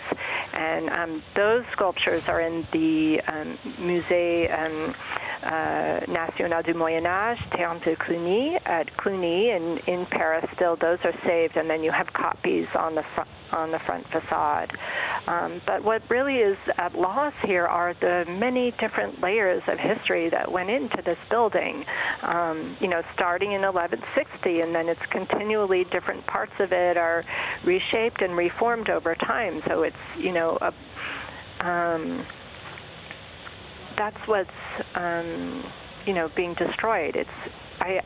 I'm just shocked. I'm really in a state of shock, trying to conceive of how, you know, how thorough the damage is. You know, are all the vaults destroyed really on the inside? I find this, I mean, it's just totally unbelievable and incomprehensible to me. Since I do, you know, work, it's been around for so long. It's hard to believe that such an act of negligence would be so devastating. We don't know the cause at this point. We don't know how this fire started. We know that the Paris prosecution's office is looking into this, so we'll have to find that out. That we don't know. I'm going to try, and I think we should. I'm speaking to my control room, I'm speaking to you, but we should try and find out about some of the interior and some of the you've been raising, Meredith, this question of the crown, excuse me, the crown of thorns and the significance of that. What, and I don't know what has happened to that. I knew that was. But tell me the significance of it. Well, it is believed to be the relic of the crown of thorns of Christ. So let's not panic yet, because that was in the cathedral treasury. And I'm hoping that they would have gone into the treasury as soon as the fire broke out and taken all the, you know, gold reliquaries and the different sacred relics out of the treasury before. And it is a little bit off to the side of the cathedral, so hopefully they will have taken it out. But as far as what is the crown of thorns, it is believed to have been the crown of thorns that, you know, was placed on Christ's head during his crucifixion, well, during his passion, let's say, and then he was crucified. Oddly enough, this week, right, we're Palm Sunday started on Sunday, so this is the week of Christ's Passion, this actual week. And then he would have been crucified on Friday, you know, this coming Friday would be Good Friday, and then Easter is Sunday. So the crown of thorns is part of the Passion of Christ, and it is believed that Constantine's mother, Helena, went to the Holy Lands in the late, well, around 330, and found these relics of Christ and brought them to Constantinople, modern-day Istanbul. They're not attested as being part of the treasury there until, I think, 8th or 9th century. They were held in Constantinople, and then they were exchanged with the French king who went on to become Saint Louis, but it was Louis IX of the Capetian dynasty. He exchanged funding for military support in exchange for the crown of thorns and other relics to be brought to France. This was seen as a major sort of translation of imperial power, and really a sign at the time in, you know, it happened in 1237. It was seen to be, you know, an act of God, that God wanted the French king to have the crown of thorns. It's a very symbolic relic, right, sort of justifying the French monarchy. So it's kind of the basis of a French monarchy that is rooted in a kind of notion of sacral kingship, that God has approved the French kings to be the ascendant, strongest, best, you know, all of the kings of Europe. And it is, you know, one of those steps towards absolutism, to have a kind of divine right to rule as king. So that's what the crown of thorns is about. It was originally placed in the Sainte Chapelle of Paris that Louis IX built a whole chapel for. It's really just 200 meters away. That still remains. But the Sainte-Chapelle also suffered in the French Revolution, and so the crown of thorns was, removed and then placed in the treasury of Notre Dame. So normally in Notre Dame on this Friday, they would have taken the crown of thorns out and processed it around. It would have been a big part of the liturgy and of the Easter celebrations. And this is what we're actually, Meredith, we're looking at the crown of thorns right now. This is an image of the crown of thorns, and I don't think we know what's happened to it. I don't know whether it was removed or not. Maybe that's something that we're able to find out, but that is of significance for those who believe this to have been the crown of thorns that was placed on Jesus Christ's head before he was crucified, so of serious significance for those who believe that. And Meredith, let me ask you a little bit about the last time you were in Paris, or the last time you visited the Notre Dame Cathedral, and its meaning and significance for you. Oh, I was there last month, actually. And I was doing research in Paris. I am a specialist of Gothic architecture, so I go there fairly regularly to look at these things. But it's significant for me because it's a part of, world cultural heritage, understanding who we all are, how we got to be here, the institutions of power as they're expressed through art and architecture. And, one of the things that makes Paris such a special place are these monuments that are old and still a living, breathing part of the city, and still really have been standing there for 1,000 years. So, not only do I study them to understand things about the Middle Ages, but I also study these things and teach them, to undergraduates who are from California and from the U.S. who don't really see things that are so old as a kind of, directly related to modern life in such a close way. It's kind of like, a quick time machine, if you will, as a way to understand history and our relationship to it. And it's a huge, this particular building being such a symbol of Paris and of France, it's really, I am in a state of shock. I cannot believe, that it's being destroyed. I hope that they can save it. That's kind of where I am now. Yeah. It means that much to me that I'm sort of in such a state of shock, really. Meredith, if you'll just hold on there, I can tell you the CBC's Arthi Pohl is here with me in studio in Toronto, and as we've been trying to figure out what's gone, what has been saved, and the key question that Meredith has been asking Arthi is the crown of thorns. What have you been able to figure that out on Right. that? So what we've just seen is we are monitoring, of course, local media in Paris itself, and there's at least one journalist who is saying essentially that reporting good news that all of the works of art were saved and the treasure of the cathedral is intact, the treasury, as you were mentioning there.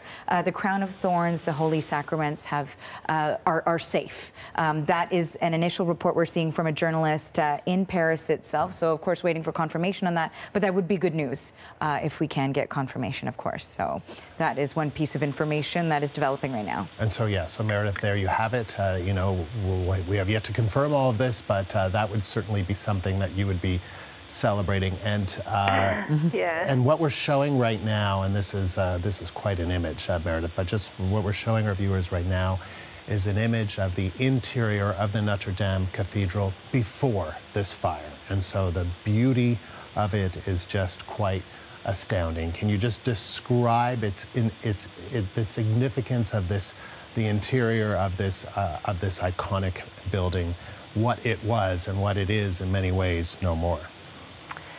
Yeah, so, built around 1160, but on an older structure. This is the church dedicated to Our Lady, to the Virgin Mary, who is a protector of medieval France. And the church was built, pretty much between, in one fell swoop, between around 1160 to about 1220. by Maurice de Sully, the Bishop of Paris. It was the most ambitious construction project at the time in terms of, size and scale. It was a huge urban undertaking. He had to destroy parts of the extant city to get the stones there. And it really was a sign of the power of the bishop, who was essentially the leader of Paris at the time. The kings were itinerant and just sort of, moving around. So it was really a symbol of episcopal power in the Middle Ages. And imagine what it would have been to come up through the River Seine and to see this incredible building that was so huge, standing there.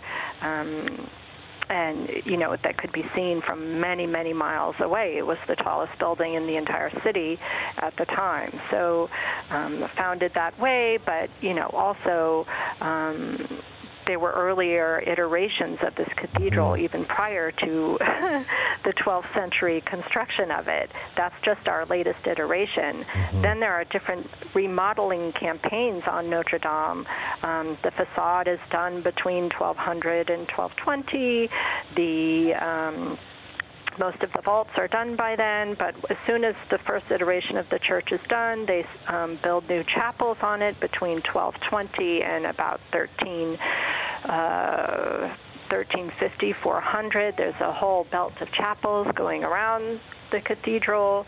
The transept facades, where the spire probably fell, those were done around 1250s to 1270s. Those architects are named. The beautiful rose windows, those are, I really hope those aren't destroyed yet. Those are masterpieces of what we call Rayonnant architecture, which is a style of architecture that's very much associated with Parisian production from the mid-13th century, artistic production that went throughout France and throughout Europe at the time. It's this period of art is what gave Paris its,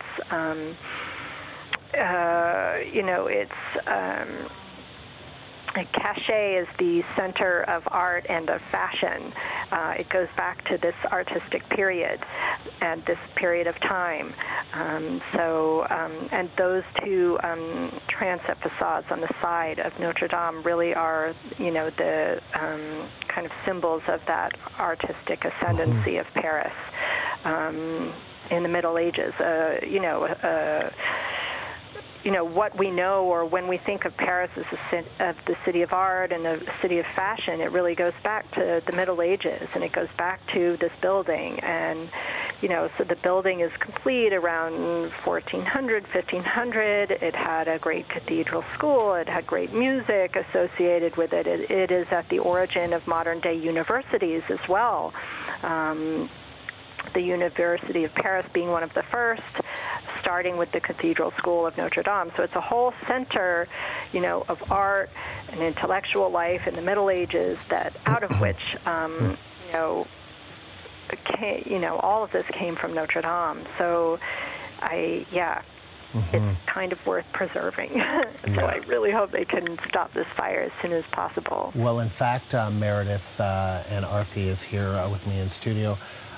Their spokesperson for the Paris Fire Department says that the next hour and a half is crucial in order to see if the fire at the Notre Dame Cathedral can be contained. So this is still an ongoing fight. It is now after 9 o'clock. It's 20 to 10 local time in Paris. So this fire is now almost into its fourth hour. It's been going for 3 hours since just before 7 p.m. local time. And so the next hour and a half, according to the Paris Fire Department, is crucial. I can also tell you, Meredith, thank you. That is UCLA art historian Meredith Cohen, specializing in medieval art and architecture. With more on all of this, we're joined by the CBC's Arthi Pole. And before I bring you in, Arthi, I just want to mention that there's been some reaction here in Canada, around the world, obviously, to this. The Prime Minister says, Justin Trudeau has tweeted, absolutely heartbreaking to see the Notre Dame Cathedral in flames. Canadians are thinking of our friends in France as you fight this devastating fire. Andrew Scheer, my heart breaks to see the iconic Notre Dame Cathedral up in flames. Notre Dame's majesty and beauty have captured the hearts of millions worldwide, praying for everyone's safety and a speedy response. And in fact, we can tell you that so far, from what we know, no one has been injured by this fire.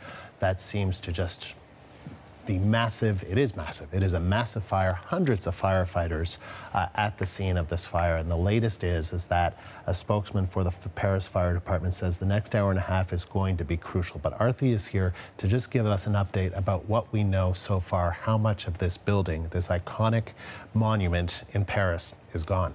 And you'll remember, too, of course, this is a more than 800-year-old monument, iconic monument, as you're saying, in Paris. So the fire, again, began at about 6:50 p.m. local time. It is along the Seine River. We know that there were 400 fire crews on scene who have been battling this blaze for hours now. These are live pics, just for our viewers. Yes, these are live pictures, so you can see that the flames continue there. They are having some real challenges containing it, not only because it is difficult to get into this area, because it is saturated with tourists. Again, this is a monument, a cathedral, that is visited by between 12 and 14 million people a year. Tens of thousands of people go to see the Notre Dame Cathedral every single day. And so you've got that many people around there. The fire crews trying to come in to contain these flames. I'm also reading this report from Bloomberg that says the Civil Security Agency of France, a spokesperson there says all means will be used except for water-dropping aircraft because the structure may not be able to withstand it if there is huge amounts of water being dropped from aircraft. And so that possibly is one of the challenges they're finding when they're trying to contain this fire. So that, again, one of the challenges. In terms of logistics, yes, you are right that it appears right now that reports are saying no one has been injured. Visiting hours would have just ended at the cathedral right before the fire broke out. We know that there have been renovations that have been going on with the cathedral itself. In terms of the dramatic pictures, people have been reporting that the fire started in the attic. So we watched the spire, that iconic spire of this centuries-old cathedral, just coming crashing down, entirely collapsing. The fire has continued to spread throughout the structure into at least one of the bell towers. Perhaps the north bell tower is what some of the reports are indicating right now, and it is a possibility that it may be linked to those renovations that were taking place. 6.8 million euros, about 9 million Canadian dollars worth of renovations that were taking place in order to restore a part of this old, very old, from the 13th century is when it was completed. Construction started in the 12th century, of just trying to restore it. And, you know, it has survived 2 world wars. The French Revolution, and this is a fire now that has absolutely destroyed so much of this monument now, and you can really only see the scaffolding, but these are some old pictures of what it was inside. We know, we've heard also from officials that they are going to launch an investigation, an inquiry into what exactly happened, although initially they were looking into it as an accident.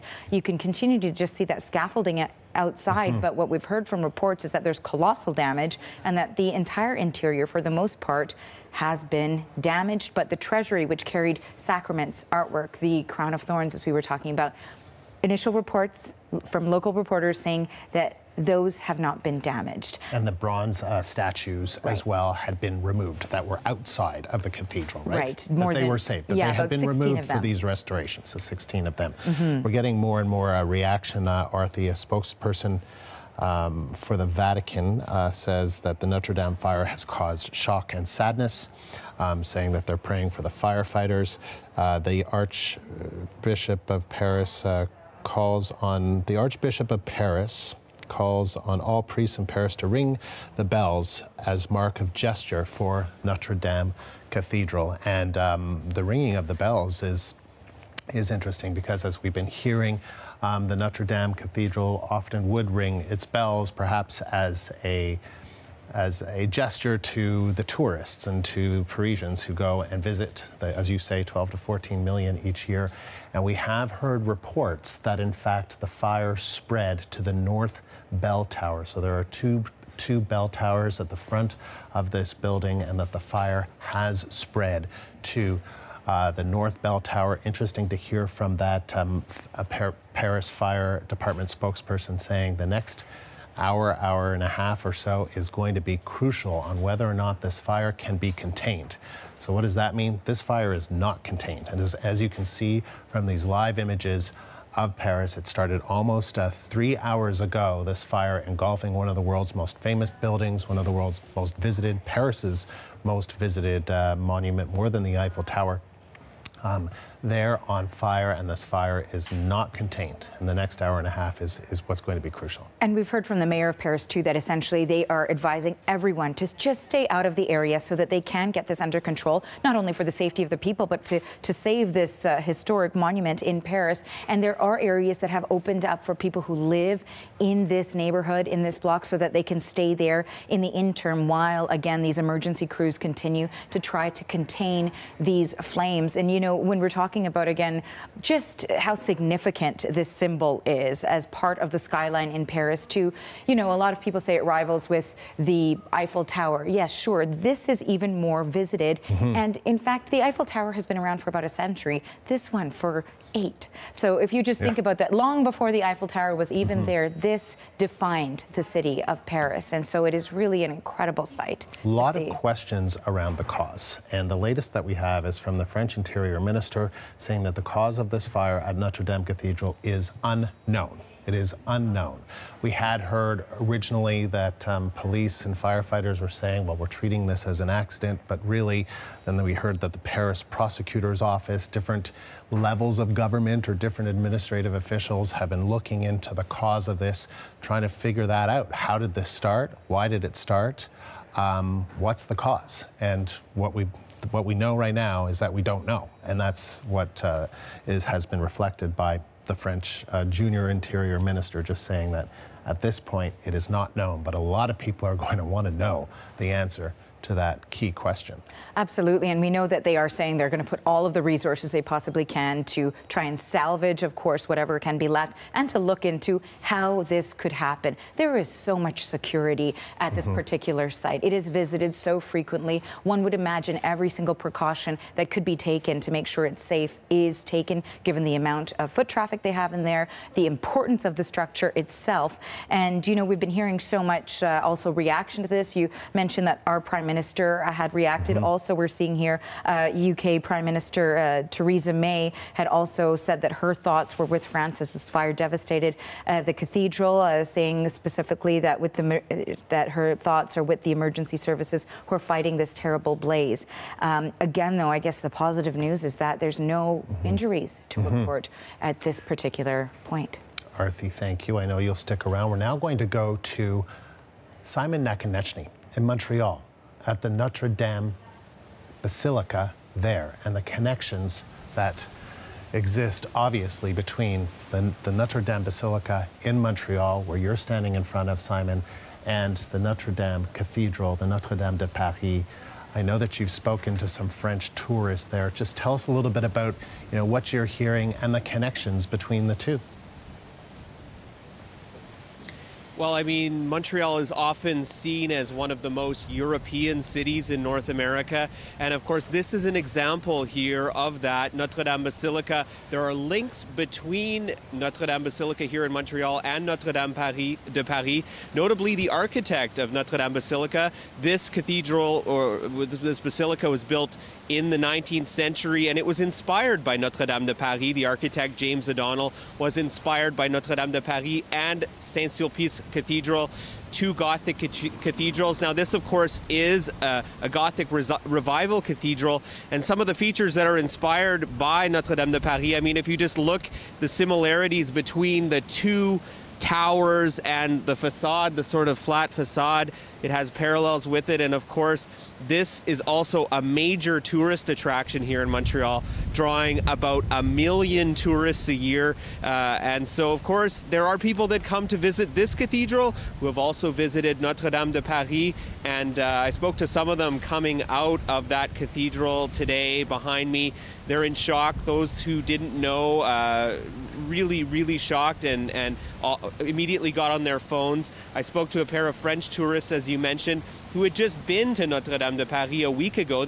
One of them said he took pictures of it, and he said that he took the opportunity, because he had heard about the fire in Paris, while he was in the cathedral here, to pray for the future of the cathedral in Paris and to the firefight and for the firefighters who are fighting that blaze in Paris. Andrew? And so tell us, a little bit more about, what you've been hearing, what you've been seeing today from there in Montreal as people there react to what is happening in Paris. I'm sure many of the people you've spoken to have also seen the Notre Dame de Paris Cathedral as well.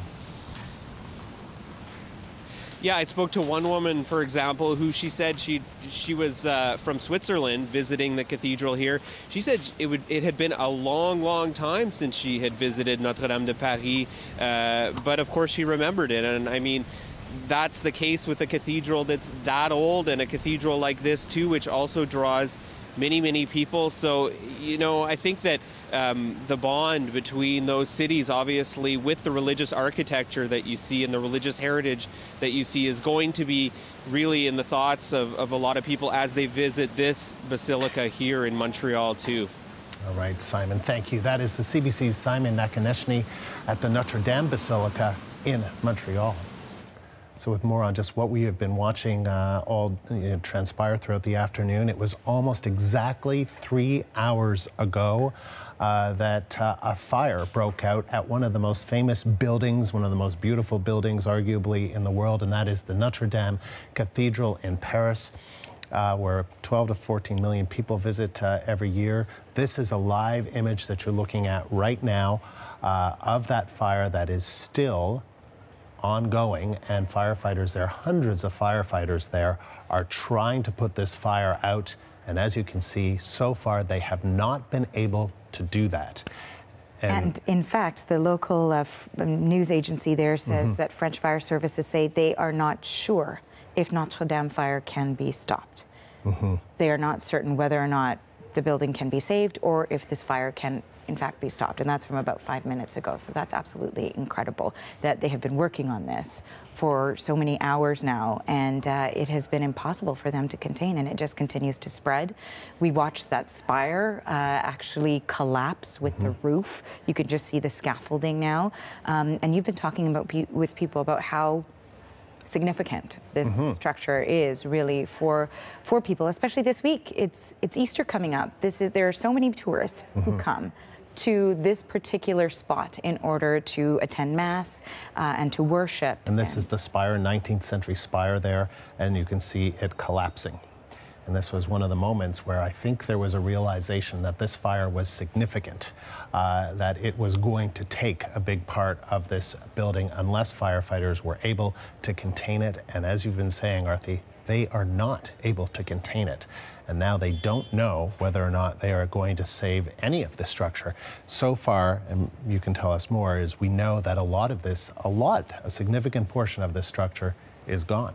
Absolutely. So what we are hearing from officials there is that they say there's colossal damage inside as well as to the structure as a whole. That fire has continued to spread throughout the evening. Again, the fire started just before 7 p.m.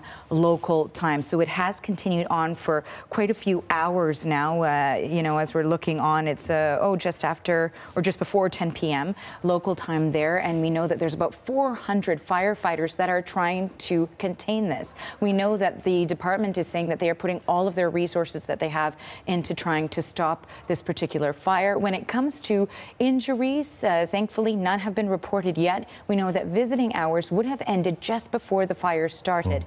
Just some of the facts, again, recapping here. It is believed that it started in the attic and then continued to spread down from there. There are so many historic artifacts inside as well. We did hear at least one local media report suggesting that some of the very important pieces have been saved. They were not damaged in this, and that because there have been renovations that have been going on, which may or may not be linked to the cause of this fire, which we know is under investigation, but there were those statues that were taken away because of those renovations. And what we can tell you is that French President Emmanuel Macron has declared a national emergency, that meetings with nearby police at nearby police headquarters are taking place, that people have been asking this. As we can see there, we can see the hoses from the ground or from a ladder or but from the ground. We haven't seen any of the water dropping aircraft that you would think would be involved,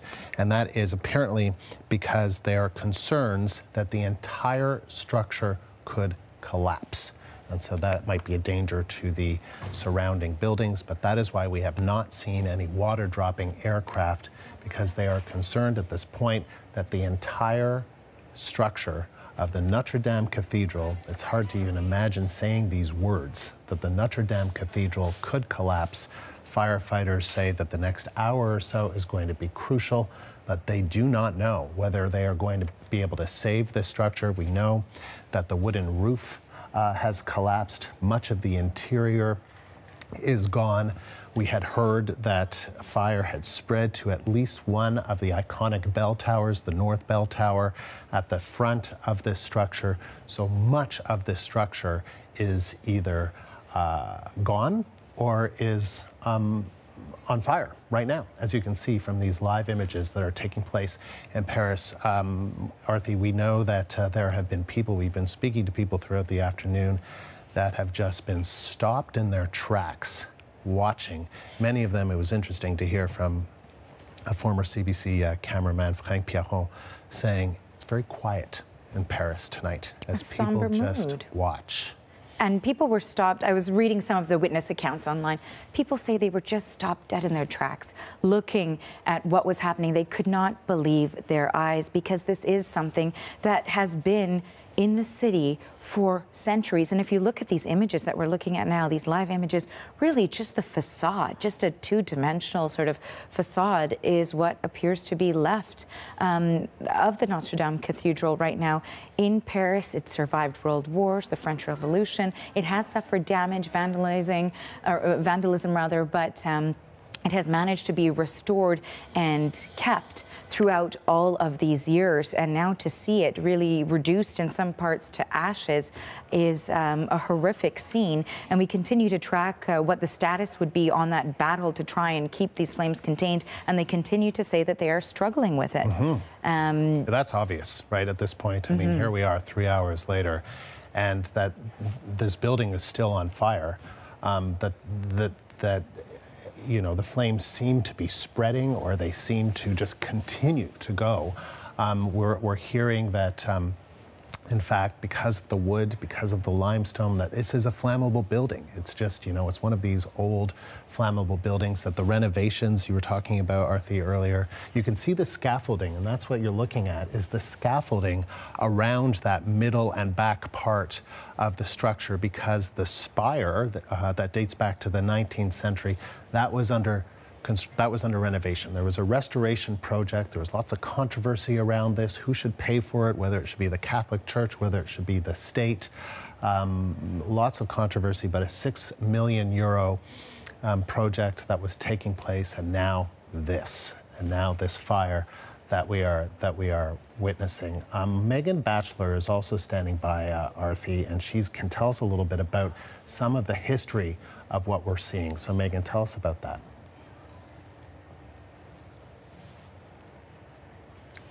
Megan? Yeah, go ahead, Megan. Yep. Sorry.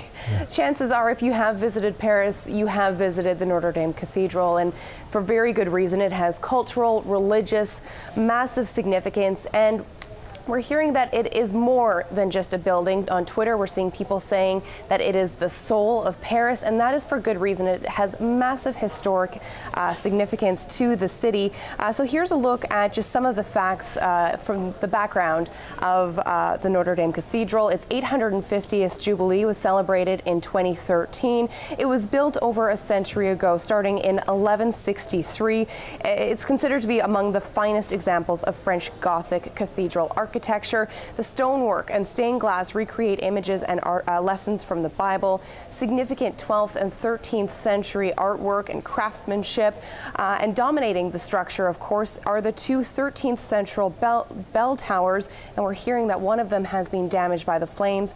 And of course, this was the setting for The Hunchback of Notre Dame. The fame from that novel that was written in 1831 spurred the renovations that created the spire, and that restoration began in 1844, and that spire was built during that restoration. And so it is very significant. Seeing that image of the spire coming down would have just taken the breath away from Parisians watching this, people around the world seeing that spire coming down, just breaking the hearts of people seeing this happen, as it is so significant. It is a UNESCO World Heritage Site. It attracts 12 to 14 million tourists every year. And UNESCO did say in a tweet today that it is closely monitoring the situation and is standing by France's side to safeguard and restore this invaluable heritage. And so while we do know that this has a deep history in Paris, it is now going to be forever changed given what's happened this evening. Megan, thank you. We are hearing that a firefighter at the scene, this is according to Reuters, it says all efforts are now being directed at saving the artwork at the back of the cathedral. All efforts are now being directed at saving the artwork at the back of the cathedral. Catherine Field has been watching and listening to all of this. She is a freelance journalist based in Paris. So Catherine, what can you tell us about that? What is the latest that you're hearing about what it is that firefighters are doing now? They are trying to douse the flames and to dampen the entire building, Andrew. They're working from the sides. What they have just said in the last few minutes is that the next 90 minutes will be crucial. How they get to work, how they get access to these vital parts of this cathedral will determine how extensive that damage is. They're saying that they're doing what they can, but they are coming up against new problems all the time. And one of those problems is, Andrew, is that whilst on one side of the Notre Dame Cathedral is the Seine, on the other side you have houses. And in that houses, of course, that's what people live there. They have gas cylinders there. They have gas pipelines going through there. So there is a danger of gas explosions in case of fire or heat reaches across to those houses. Now, those houses are literally just a couple of meters away from that outer wall, Andrew. So that is a real fear for them at the moment, that the sparks might get there, that they might have, because we're also hearing that people further down the river who are just standing unbelieving at what they're seeing. They're seeing there that just bits of ash are coming down the river. It's now floating down the river. So it's a real danger. And the Paris firefighters are hoping that they can contain it. And Catherine, just as I've been speaking to you, we're also hearing from a firefighter at the scene telling Reuters again that all efforts are also being directed at preventing the collapse of the northern tower of the Notre Dame Cathedral. So that is just another unbelievable development as we watched with devastation the spire collapse earlier, and now those two iconic bell towers at the front of this cathedral that firefighters are now concerned. We had heard that's what we're looking at right now, is that that is the northern bell tower of the Notre Dame Cathedral that we're looking at. As you can see, water going inside of that bell tower, and there is concern that that could collapse, that their firefighting efforts are being directed at preventing that from happening, because that obviously would just be another terrible moment in this terrible few hours that we've been witnessing taking place at the Notre Dame de Paris, the Notre Dame Cathedral in Paris. So, Catherine, maybe tell us a little bit about what it is that you've been hearing, because people have been wondering, why aren't they dropping water from aircraft? Well, they say they just can't because they're worried that the whole building is going to collapse. So they're doing everything they can from the ground. They are indeed. What you have to remember is that even though Notre Dame de Paris looks solid, it looks as though it's been there, as we all know, since the 12th century, it isn't that solid. It's very fragile stone. So what they're saying is that if they bring in these special firefighters that fly in and drop water, that will actually cause it not just to collapse, but could also just enormous amount of danger. So that's a problem that they're having there. When you think about that northern tower, Andrew, if that collapses, that is just a catastrophe. That tower has in it the bell, that enormous bell that was just recast 2 years ago and rehung.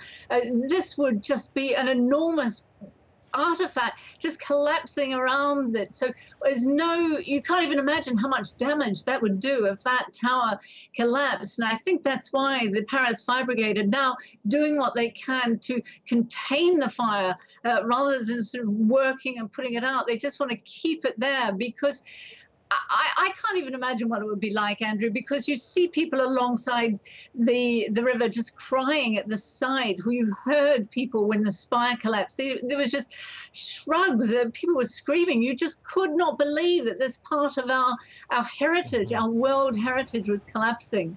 All right, Catherine, hold on there, because we're going to show and let our viewers listen and watch as people have been watching what has taken place in Paris. Here's a little bit of that from a short time ago.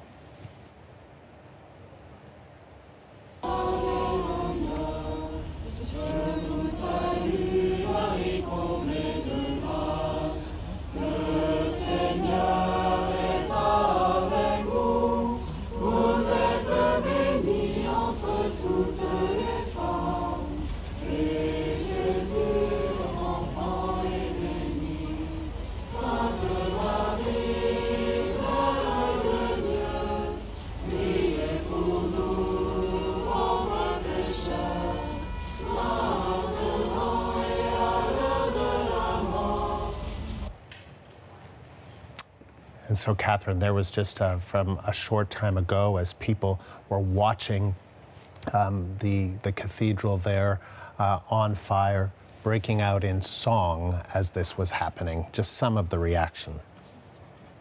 That is a sort of reaction. If I could just explain to you what's happening here at the moment, it is the start of Holy Week, so there are more people around Notre Dame than you would have usually.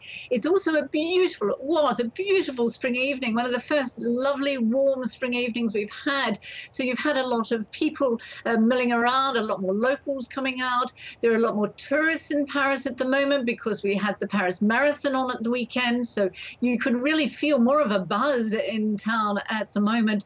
So people really couldn't believe when this started, and you could almost feel a ripple going through people on the metro when I was traveling to the scene.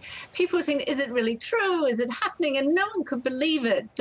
I think, Andrew, because even if you're not religious, it is part of what Paris is. The Notre Dame de Paris, Our Lady of Paris, is a building that everyone knows, whether you go there just to meet someone outside or whether you go there because you're struck by the architecture, by the flying buttresses, whether you go there by boat. You can take these famous bateaux mouches, those long, narrow boats that go along the Seine, and you can have a good look at it. And I think that feeling is what is, that this is so much part of all our lives, not just a religious artifact. And on another note, Andrew, as you will recall, in 2015, Paris had these terrible terrorist attacks in which hundreds of people died. And there was a feeling that Paris was getting back on its feet again. We hadn't had any of those big attacks for a long time. There'd been small risks of attacks, and we've been told that there'd been plans, but nothing. And so this comes at a time when it's just another blow for Paris, that really wondering how many more of these blows we're going to actually have. And as we've been speaking, Catherine, I just want to give an update to our viewers. The Associated Press is quoting the Paris fire chief, who said that they just don't know whether they're going to be able to stop this fire from spreading. We are not sure we are capable of stopping the spreading of this fire to the second tower. So the north tower is already of concern to firefighters there as they try to prevent it from collapsing. You're looking at, those are on the right of your screen, those are the two bell towers that you are looking at. The north tower is under threat of collapsing, and that is what firefighters are trying to prevent. This it's saying, and the fire chief saying, if it collapses, you can imagine how important the damage will be. So they're not sure whether they're going to be able to stop that from spreading. So that is the latest from Paris, and then spreading to that other tower. And so, I mean, as we watch this, Catherine, with horror, as we watch this fire continue to take place, what we have seen is we've seen those two iconic towers as they still stand. But the concern is that one or both could go and that this fire could spread. And they just don't know at this point whether they're going to be able to contain this fire. Indeed, it really is a difficult task for them, Andrew, because not only do they not have much space, because the courtyard in front of Notre Dame itself isn't that big. On one side, you have a very narrow road, so they don't have much space to get in there. As well, on the inside of the cathedral, Andrew, there are very narrow spiral staircases going up each of the towers. So to be able to get the firemen up there, to get hoses up there, is very difficult. I mean, I recall when I was on the roof there last year doing a documentary just on this renovation work, it's very claustrophobic there, not just claustrophobic going up the spiral staircases, but also claustrophobic when you're in the attic, because that space between the roof and the inside layer, the skin of the inside of the church, is very narrow. So there's not much room. I know we like to think of Notre Dame de Paris as this great, enormous structure that's part of our lives, but in fact, once you get inside and into the nooks and crannies, there's not much room at all. I'm also just hearing, Andrew, that sometime in the next few hours, the French president, Emmanuel Macron, will address the nation. He's been down there. He visited the scene with the prime minister. He's now returned to the French presidential palace, the Élysée Palace, not far away. And I think this is going to be a difficult moment for him, Andrew. He's going to have to address the nation at a time when it really does feel as though the heart of the nation is on fire. This is part of what France is Notre Dame. I mean, I guess he'll have to wait and see, because this is still very much an ongoing situation, Catherine. This fire is not controlled. It is not contained. It is spreading. It has spread to one of the towers. The concern is that it's going to spread to the other tower. Firefighters saying that they're concerned the entire structure, the entire Notre Dame Cathedral could collapse. They just don't know whether or not they're going to be able to stop that from happening, but that the effort right now from one firefighter speaking to Reuters news agency is to prevent the collapse of the North Bell Tower, to stop that from happening, and also to salvage what remains of the artwork at the back of the cathedral. So can you describe for us, Catherine, just in terms of what we have lost, or what has been lost, what Paris has lost so far? Well, what we do know is that the roof has collapsed. We do know that structurally that whole top area of the renovation work will have been destroyed. The spire that collapsed, you're already, Andrew, we're looking and we're seeing the front pages of tomorrow morning's newspapers. They're all leading with that dreadfully sad photo of the spire that even Victor Hugo wrote about when he said in the middle of the 19th century that this is something special. So the loss of that spire struck people enormously, just to give you a sense that it's so important to French people. If you think about Paris, every road sign in Paris that has a distance on it, that distance is from Notre Dame de Paris.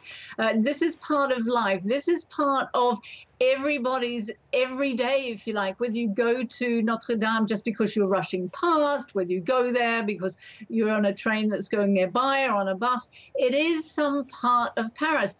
And it has been for centuries. Let's not forget that in the times when the church was the most powerful voice in France, that was where people would go to get news. They would go there to hear what was going on. They would find out where they should go to pay their taxes, all this sort of information.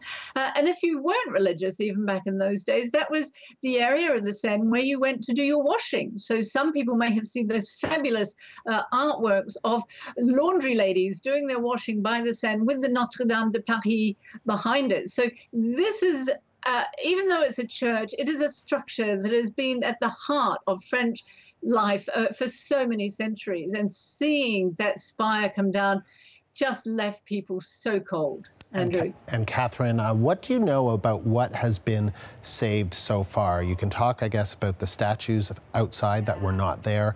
Also, there's been some discussion around concern over the crown of thorns. Yes, indeed. This is a crown of thorns that allegedly was worn by Jesus of Nazareth when he was crucified. It was brought back to Paris by Hélène, the mother of Constantine, of the emperor. That has been on display, and it is usually on display on the first Friday of each month, plus during Holy Week. So we haven't heard anything. There are rumors that a lot of the artwork has been saved. A lot of the very precious artwork already, particularly the statues, had been taken out. They were around the back during the renovation work. I saw it myself. They had a whole area at the back of the church where that was kept under lock and key, and that was safe. But this crown of thorns would, I'm sure they would have gone very quickly to try and save that.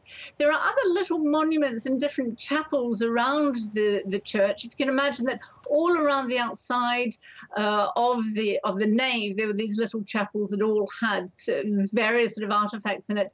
They would have gone in there very quickly to try and get those out. Certainly, what we are hearing is that there hasn't been, no person has been hurt for the time being. That's what we know, at least. But certainly, there's so much artwork that would have need to have been gotten out that it's really a matter of crossing your fingers to see if they really did get all that artwork out. And what we're looking at now, Catherine, is a close-up of one of the towers.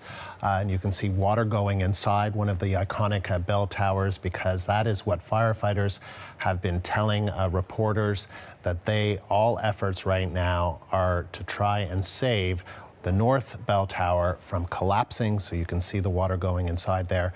And there is concern that the fire could spread to the other tower, and that firefighters are also at the back of the cathedral trying to save some of the artwork at the back of the cathedral. So what artwork that is, we don't know. But Catherine, as you've been saying, some of it, much of it had been removed for these renovations. How much was still there and that needed to be salvaged? Obviously something, because firefighters are saying that they are in there trying to get that out. Indeed, it is such a precious jewel of artifacts, the whole cathedral, that yes, some was already outside, had been removed to safety during the renovation work. But there are dozens of little chapels inside Notre Dame de Paris, and each of them had artworks, had statues, had special memorials there. And let's not forget, in different places around the church, you also have memorials for Commonwealth soldiers who fought in the First World War and Second World War. Let's not forget that every Memorial Day, every 11th of November, all of the Commonwealth countries would send their representatives to special services there to remember the Canadians, the Australians, the New Zealanders who had fought in wars here in France. So you've also got little chapels for them spread around the cathedral. So it's really difficult at this stage to say if they got out. And I haven't seen any pictures, unfortunately, Andrew, of people carrying out any of these statues. So I'm afraid we're just going to have to wait and see and unfortunately hold our breath on that one. And let me ask you, Catherine, because we've been talking a lot about this, and that is the cause of this fire. The latest that I saw, maybe you've seen something more recent, was from the junior interior minister saying the cause is just not known. Yes, they're saying it could well have been caused by renovation work that has been underway there, but they just really don't know at this stage. Even though they've had specialist firefighters there, they've had the public prosecutor there, they've had every minister that you can imagine, the Minister of Culture, the Minister of Defence has been down there. They really don't know, but I think they're putting a lot of these 2 and 2 together and hoping they come up with 4, because in that roof area under the spire, that's where a lot of the renovation work has been going on, and so that would immediately sort of bring some sort of suspicion that it was caused there. It was a bit late in the day, it was coming up for 7 p.m. at night, so I'm not sure there would have been any workers there at that time, but it could have been something there. I mean, if it did start on the roof, then we are talking about someone who had access to that, and that would have been the workman. Generally in churches, they're usually down below. It's where people and pilgrims come and they light candles. So that's really at the ground level. And as far as we know right now, that is not where the fire started. We're told it started on the roof. And that when the fire started, there were no work crews on site. Is that right? Indeed. That's what we're led to believe. It was coming up for 7 p.m. at night, and the work crews usually finish quite earlier on in the day. When I was up there, they were really very, very particular about making sure who was up there. They kept special logs about who was going up. And I mean, it's very dangerous up there. Even when I was there filming, they made sure that you wore a hard hat, because it's a very fragile structure. It looks very solid, but the stone is very feeble. You've got bits of the gargoyles that have been falling off over the years, bits of the spire had been falling off, some of the balcony had been falling away, it had been replaced by bits of wood. So it would really have only been workmen or some people really associated with the cathedral that would have been up there at that time, Andrew. Catherine, thank you. We'll get you to hold on that, but that is Catherine Field, a freelance journalist in Paris. Right now, the Archbishop of Toronto, Cardinal Thomas Christopher Collins, is commenting. Let's listen. Things like that. But it represents the presence of God. It represents the spirit of the human heart reaching out to worship God and to serve our neighbor. And so it is very sad, of course, also for that more profound reason than also the very great reason of the loss of such great beauty. We come to God through beauty, truth, and goodness. And beauty is the first part of that. We pray it leads to truth and goodness, and certainly a cathedral is meant to be that sign. There's a story told from the Middle Ages at the very time when Notre Dame de Paris was built, that there were 3 workers outside of a cathedral being constructed, and they were chipping away at each one doing the same thing, chipping on some stones. And one was asked, "What are you doing?" He said, "I'm chipping on a stone." And the others said, "What are you doing?" "I'm chipping, I'm shaping an arch." And the third one said, "I'm building a cathedral." And there's something sublime in that. And so this is a very tragic event.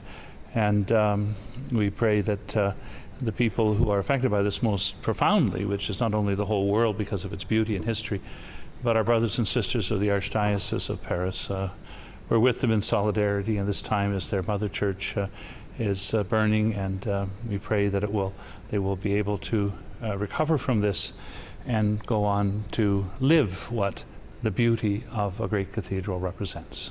Can you speak to the significance of the unfortunate timing of this with Good Friday coming, Easter Sunday, and the Holy Week? Well, this is the most sacred time of the year for us, and certainly there's no time when such a terrible thing would be good, obviously, but this is our most sacred time. The people of Paris will be gathering with their bishop in Notre Dame to celebrate, to go through the most profound elements of our Christian faith. And so the cathedral now is destroyed, at least for now. And so they must do something else. And it is the most sacred time of the year for us. And so it is perhaps especially poignant that this tragedy occurs at this time. Have you heard anything from the Catholic Church about what churches around the world should do? How should they mourn this significant loss? Well, I think we all are, particularly, I think, praying for the people of Paris. It's their cathedral, their place of worship. That is the key thing. And I think it leads us to appreciate the significance of a cathedral. A cathedral is the mother church, you might say, of a diocese. The cathedra is just over there, that chair at the other end. It's the chair where the bishop presides over the church. And it is the place where we come together. And so I think all around the world, all of us feel a certain sadness in our hearts at the thought of the people of Paris losing their, not only such an astonishing, most beautiful cathedral in the world, but their cathedral. No matter whether we're beautiful or not, it is their church. And it's also very sad. Is the church here going to be doing any type of special mass? I don't think so. I don't think I haven't thought of that. With this week, we're on. The cathedral is bricks and mortar. It's stone, and it's beauty, and it's significant. But what's significant this week is the suffering, death, and resurrection of the Lord. Cardinal, what was your reaction to it when you heard about it yourself? I mean, after all, the cathedral itself still continues to burn even to this exact moment. And what are some of the things that you're hearing from Torontonians and Catholics here in the city? Well, I just saw about this just a fairly short time ago. I looked and I saw, oh my, this is terrible, because when you see the flames coming out of the cathedral of the Notre Dame, the most famous cathedral in the world in some ways, in terms of, they say that when people go to Paris, more people go there than anywhere else. It's historic. Things have happened there, and so many down through history. It goes way back, I think, to King St. Louis himself, I think, built it. And it goes right down through history. So it's an astonishingly important place historically, but also, of course, it is the spiritual center for the people of the Diocese of Paris. I'm curious if you've been there yourself. Oh oui, okay. Qu'est-ce que ça signifie pour vous, le fait que Notre-Dame de Paris brûle comme ça? Comment vous réagissez à ce qui se passe? No, c'est vraiment tragique. Le grand cathédrale. And that is the Archbishop of Toronto, Cardinal Thomas Christopher Collins, there speaking about what we've been seeing. And you're looking at the right of your screen, and this is what we've been telling you about. It was about 3.5 hours ago that a fire started at the Notre Dame de Paris Cathedral in Paris on Ile de la Cité, and it is still burning. As you can see, this is a live shot of the Notre Dame Cathedral. The roof has collapsed. The 96-meter-high spire that was built in the 19th century has collapsed, but this is an 850-year-old church. It was built over about 200 years, so various parts of the building go back to the 12th century, and firefighters are still trying to battle those flames. They have said that they are concerned that the entire structure of the Notre Dame Cathedral, one of the most famous churches, one of the most famous buildings in the world, is going to collapse, that a lot of their firefighting efforts over the last 30 minutes or an hour or so have been about concern over the North Bell Tower. So there are those two iconic towers at the front of the church. The North Tower is on fire, and they are trying to ensure that that does not collapse. As the fire chief has said earlier, if that collapses, it would just be catastrophic.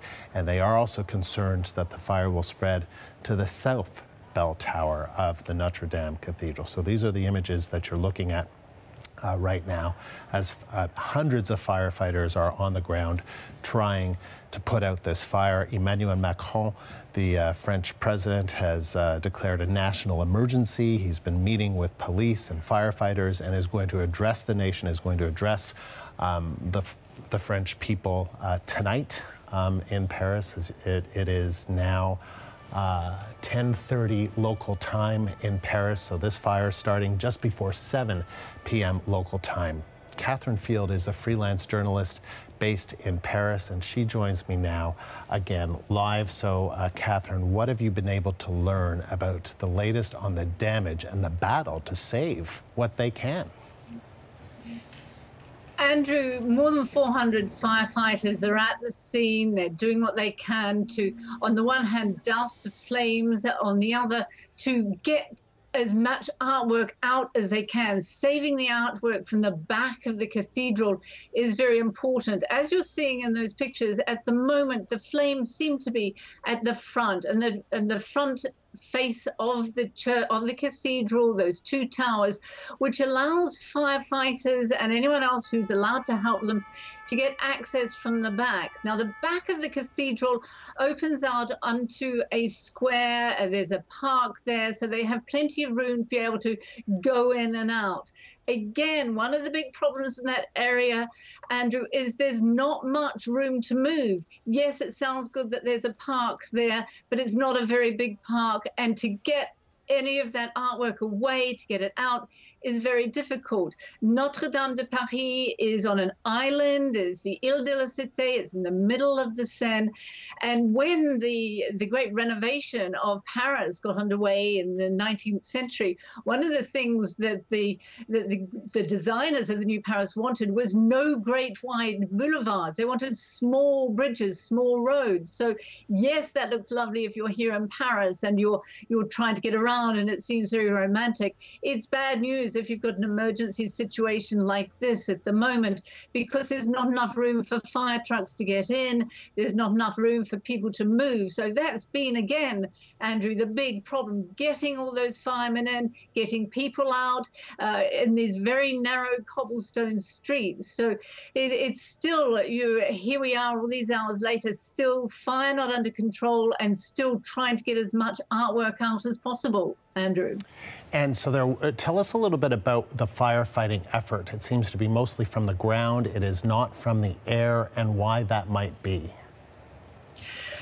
Well, it's very difficult from the air, because if you start using those aircraft, of course, when we see when there are bushfires and forest fires, they are just too brutal for this sort of building. Whilst it looks very, very powerful, there's Gothic architecture, there's Gothic stone, it's actually a very feeble stone in lots of ways, so that if they were dumping water, which is essentially what those aircraft do, they dump huge amounts of water just onto a space, it could cause whatever is left of the roof to collapse. Now, one of the things that they are hoping is that there is still some of the inside of the church is still safe. So if you had a case where the water was just dumped on top of the roof and it collapsed and caused it more damage on the inside, then that it would be really very, very disastrous.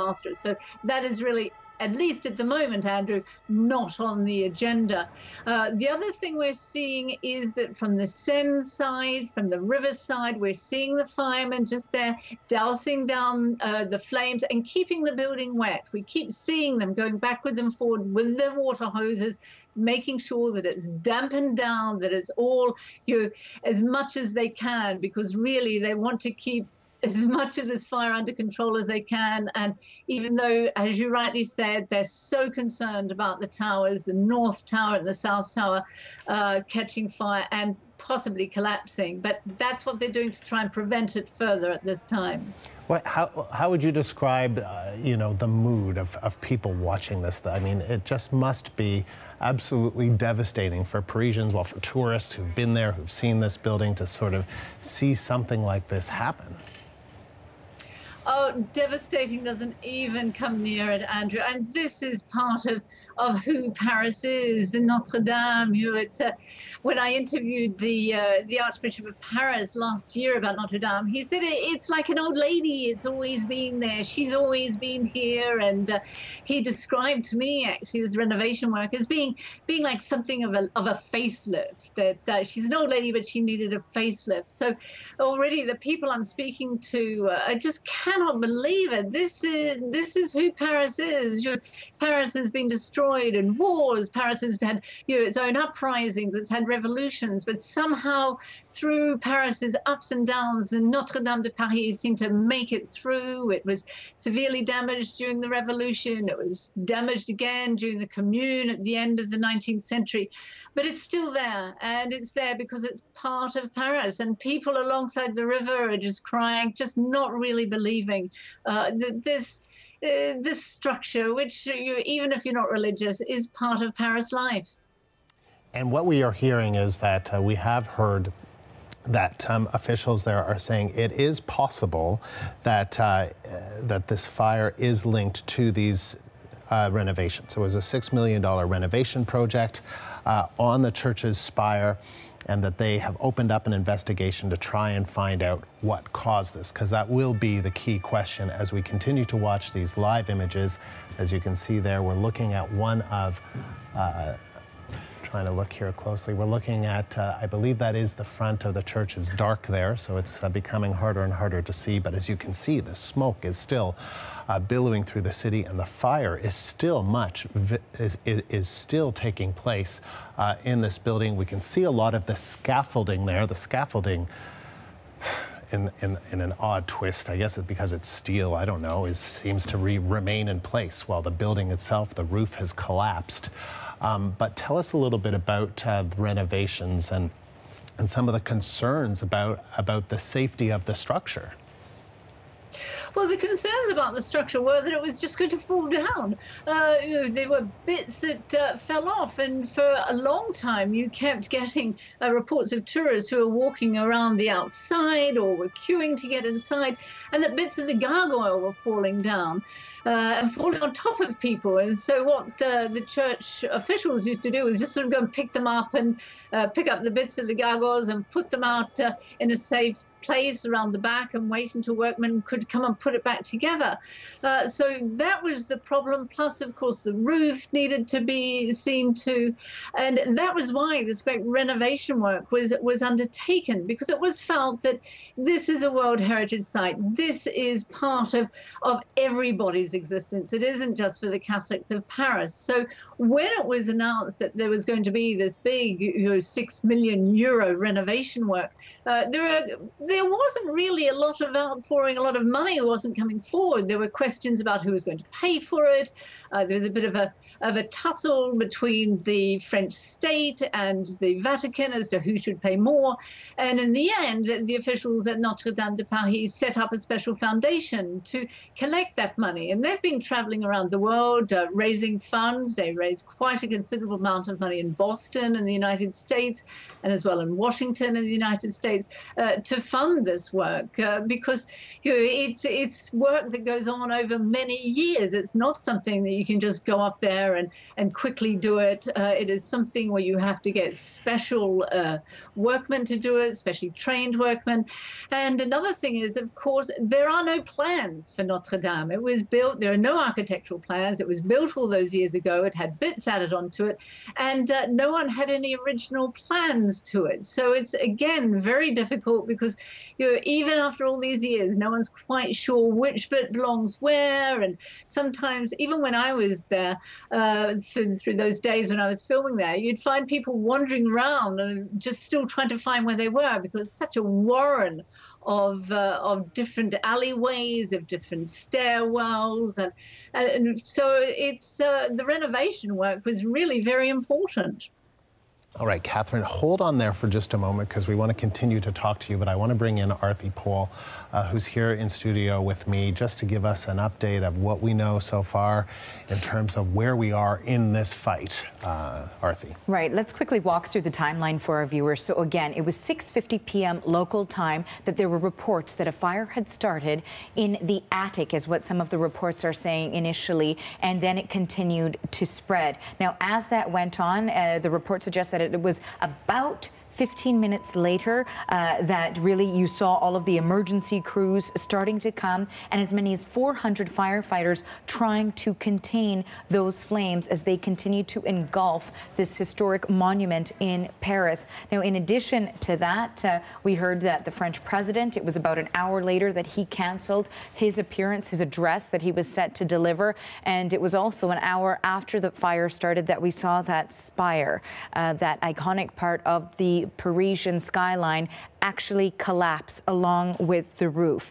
And we know that the emergency crews continued, that officials at that point said they were going to start an investigation into what happened, although they are looking at it as an accident, because we've been talking about how there have been the €6.8 million renovations that were taking place at the cathedral. It is a cathedral that is more than 850 years old, and it has had to have many restorations and renovations throughout all of those years. And so this was just another one of those steps that was taking place, and there is the potential that this fire could be linked to those renovations. That is something that is being investigated. There have been messages of support, not only from the French president, of course, but also from the Prime Minister, from the U.S. president as well. Some of the most recent reaction I'll share with our viewers is from Canada's Governor General, Julie Payette, and she says that Canadians joined together in support of the French people who before their eyes saw one of the most visited Parisian landmarks destroyed by flames. Important to also note, no reports of injuries at this stage. We have not gotten any indication that there were any of the crew members who were part of the renovations who were inside the church at the time. Again, it started right at 6:50 p.m. And important to note also, as we heard from the Archdiocese of Toronto, this is the start of Holy Week. There are millions of people who go to specifically visit during this time to the Notre Dame Cathedral. Also, we should point out that the neighborhood has been evacuated so that they can get more of those crews in to try and stop the flames from entirely engulfing it all, as the fire has also spread to the North Bell Tower, and they're trying to stop it from spreading to the other bell tower as well. So just trying to preserve as much as they can, although, Andrew, finally they have said that they don't know whether or not they will be able to save the cathedral. They are concerned that the entire structure is going to collapse. That's at the stage where they are. These are earlier images that we are showing you from a few hours ago, but the more recent images, and this is the spire that you can see there, dates back to the 19th century. And so that is the spire that was under renovations. It was getting a restoration. It was being restored, and that has collapsed. And that was one of those key seminal moments where there was a collective gasp, I think you could say, from the people in Paris that were watching as that spire collapsed. But now we've moved beyond that. The roof is gone. The wooden roof is gone of the structure. The spire is gone. Much of the interior is gone. And now the concern, and the fire spread to the North Tower, so to one of the bell towers, and firefighting efforts there are now focused on trying to ensure that that doesn't collapse and that the fire doesn't spread to the other tower, as you've been mentioning, Arthi. At this point, we don't know the cause of this fire, and that is a key question that investigators, that firefighters, that the prosecution's office in Paris, they want an answer to that key question. How did this happen? And this is such old construction that so much of it is made with old wood, with timber, which would, of course, contribute to that fire spreading. So, of course, these are all factors that they will be looking at. And we know, of course, as you've been mentioning, that it is something that has undergone restoration before, but it was part of the renovations right now that some people are pointing to and looking to as well. But again, we know that so many Parisians and tourists even gathered nearby this area that was not within the evacuation perimeter and broke out into song as well, because it feels like they are mourning a piece of the city. And in fact, there's also a new tweet that was sent out by the mayor of Paris, Anne Hidalgo, and she says, I do not have, and this is a loose translation, I do not have strong enough words to express the pain that I feel in the face of the Notre Dame flames. Tonight, all Parisians and Frenchmen mourn this emblem of our history, and we will draw strength from this and continue to rise. But again, all you can really see in these live images here is the scaffolding from the renovations. And we also know some of the challenges that firefighters were facing initially was the difficulties in entering this area, because there are small streets, little alleyways, not ideal or conducive to getting huge fire trucks into this area. Also, thousands, tens of thousands of people visiting this tourist site. Some reports suggest 35,000 people every day. We know just during congregation or during Mass, the capacity is 6,000 people. So, but just imagine, you know, how many people would have visited today itself, and that is the last opportunity anyone had to see it as it is right now. We know that the French president and the mayor of Paris has been to the site, that the French president has declared a national emergency, and that there are meetings that are taking place that at police headquarters, that he's going to address the nation to talk about this, because as he had said earlier on Twitter, he said, thoughts are with Catholics and all the French like all citizens, I am sad to see this part of us burn. So the French president tweeting about this earlier and also saying that he is going to address the nation about this. He was going to address the nation about some of the protests that have been taking place in France, but obviously this has now become the story in France today, that one of the world's most famous buildings is on fire and that it could entirely collapse. It is hard to imagine something of this significance. People, whether you're religious or not religious, Catholic or not Catholic, I think there's a general recognition that there's cultural, artistic, and historic importance to this building, that so many of us have either been inside or have walked by and seen and marveled at its beauty. Absolutely. And when you're talking about how incredible it is to actually see this not survive a lot of this fire, is because it has gone through 2 world wars, the French Revolution. It has been vandalized. It has been damaged before. And to watch it go through all of that history, and now this fire has actually completely damaged it to a point where you can only see the facade at this stage from our vantage point anyways.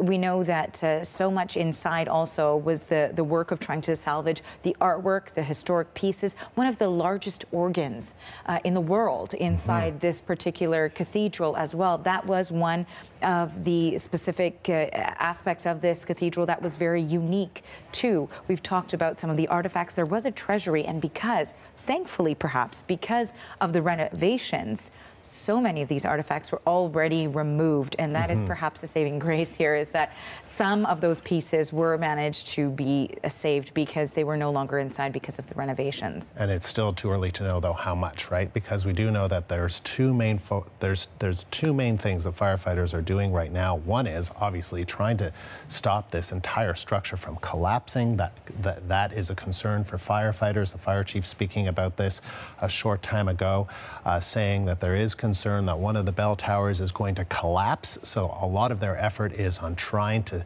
stop the fire from spreading and making that happen, and also from spreading to the other tower. So that is what we're looking at. But as you can see, they are still fighting this fire, and that they are also trying to save some of the artwork at the back of the cathedral. And I believe this is the back of the cathedral, if I'm looking at this correctly. So there is concern about the artwork there, and they're trying to remove that. But this is still a very active fire that is taking place in Paris right now. Almost 4 hours, just about 4 hours after it began, just before 7 o'clock local time. And Arthur, you'll get you to hang on, but French President Emmanuel Macron was supposed to deliver, as I was mentioning, a televised response tonight to a recent wave of anti-government protests. Instead, he headed to the scene of the fire. Macron met a little earlier with police and fire officials, where he was briefed on their efforts. He says his thoughts are with Catholics and with all the French people. The Paris prosecutor is with Macron and has already opened an investigation into the fire. So let's continue to look at some of these images. So this is of the French President Emmanuel Macron, as well as the mayor of Paris, Anne Hidalgo, who was there earlier at the site of this fire and getting an update as we continue to look at these images, devastating images of the Notre Dame Cathedral that is on fire, as firefighters there continue to try and fight and contain this fire from spreading and from making this entire structure, this historic structure, collapsing. For more, we've reached Father Seamus Hogan. He is a professor of church history at St. Augustine Seminary in Toronto. So, Father Hogan, can you give us a sense of what we may be losing in this fire? I think what we're losing is an important part of the patrimony of the Church of France, and especially Paris. I would say Notre Dame might just be considered the kind of cathedral of all Parisian cathedrals, and maybe even French cathedrals. It's so iconic, and everybody's aware of it. Even those who might not be Catholic or even religious are aware of its significance culturally, religiously, historically, and artistically. It's an incredible loss. Actually, to see those videos and to see photographs has just touched my heart, and I find it very emotional indeed. And tell me about that. Why is it emotional to watch this? Well, I think very often we think of modern architecture as being functional, but of course, architecture like Notre Dame, this beautiful Gothic basilica, is really the symbol of a community and the symbol of a people. And we see it as being more than just whole collection of stones and mortar. Rather, it's really really a model or something that is visual, symbolizing a community's faith, symbolizing a community's unity, and really symbolizing their sense of presence and sense of confidence. So to see it burning on Holy Week, the most solemn of all Christian times of the year, is particularly poignant and disturbing even.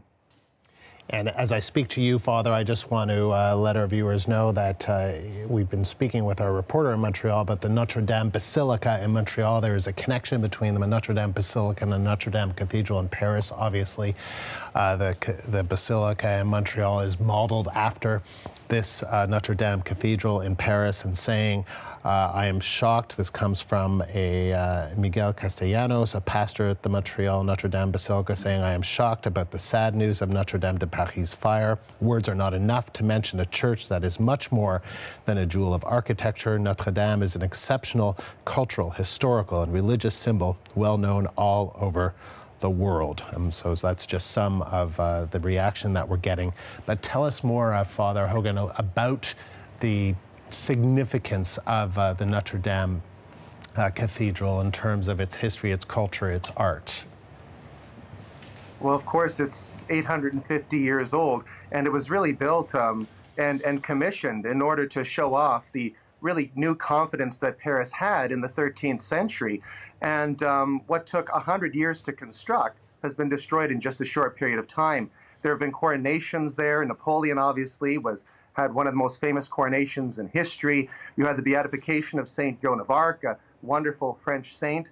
And so many things have taken place in the church. It's probably best known in a popular level for Victor Hugo's The Hunchback of Notre Dame and things like that.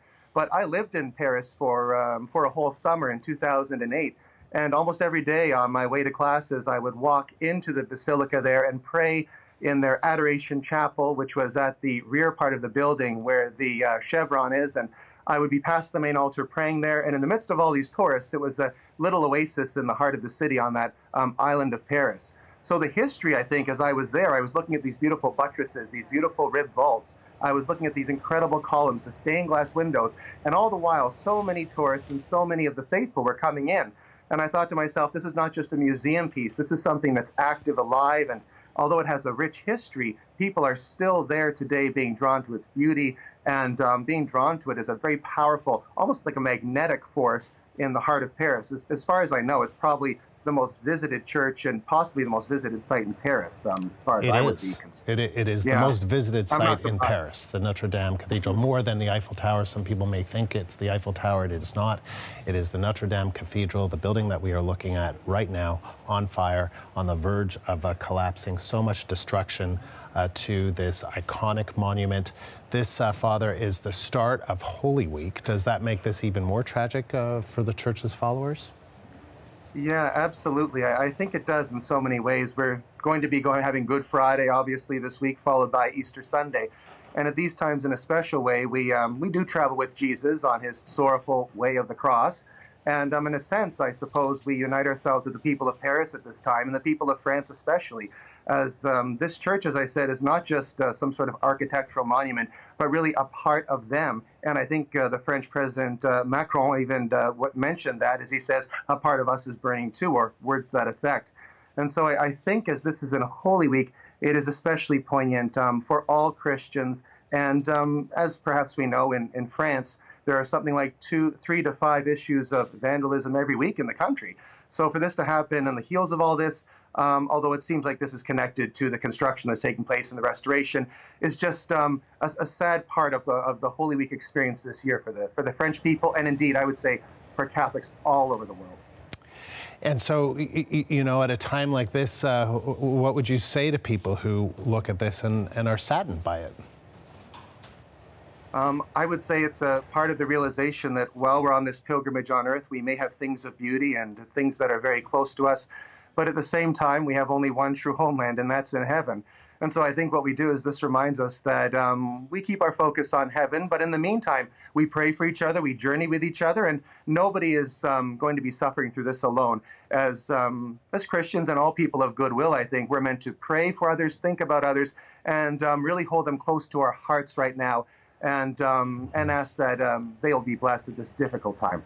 So just tell us finally, Father, what Notre Dame Cathedral, the significance that it has had, I reluctantly use the past tense, for you.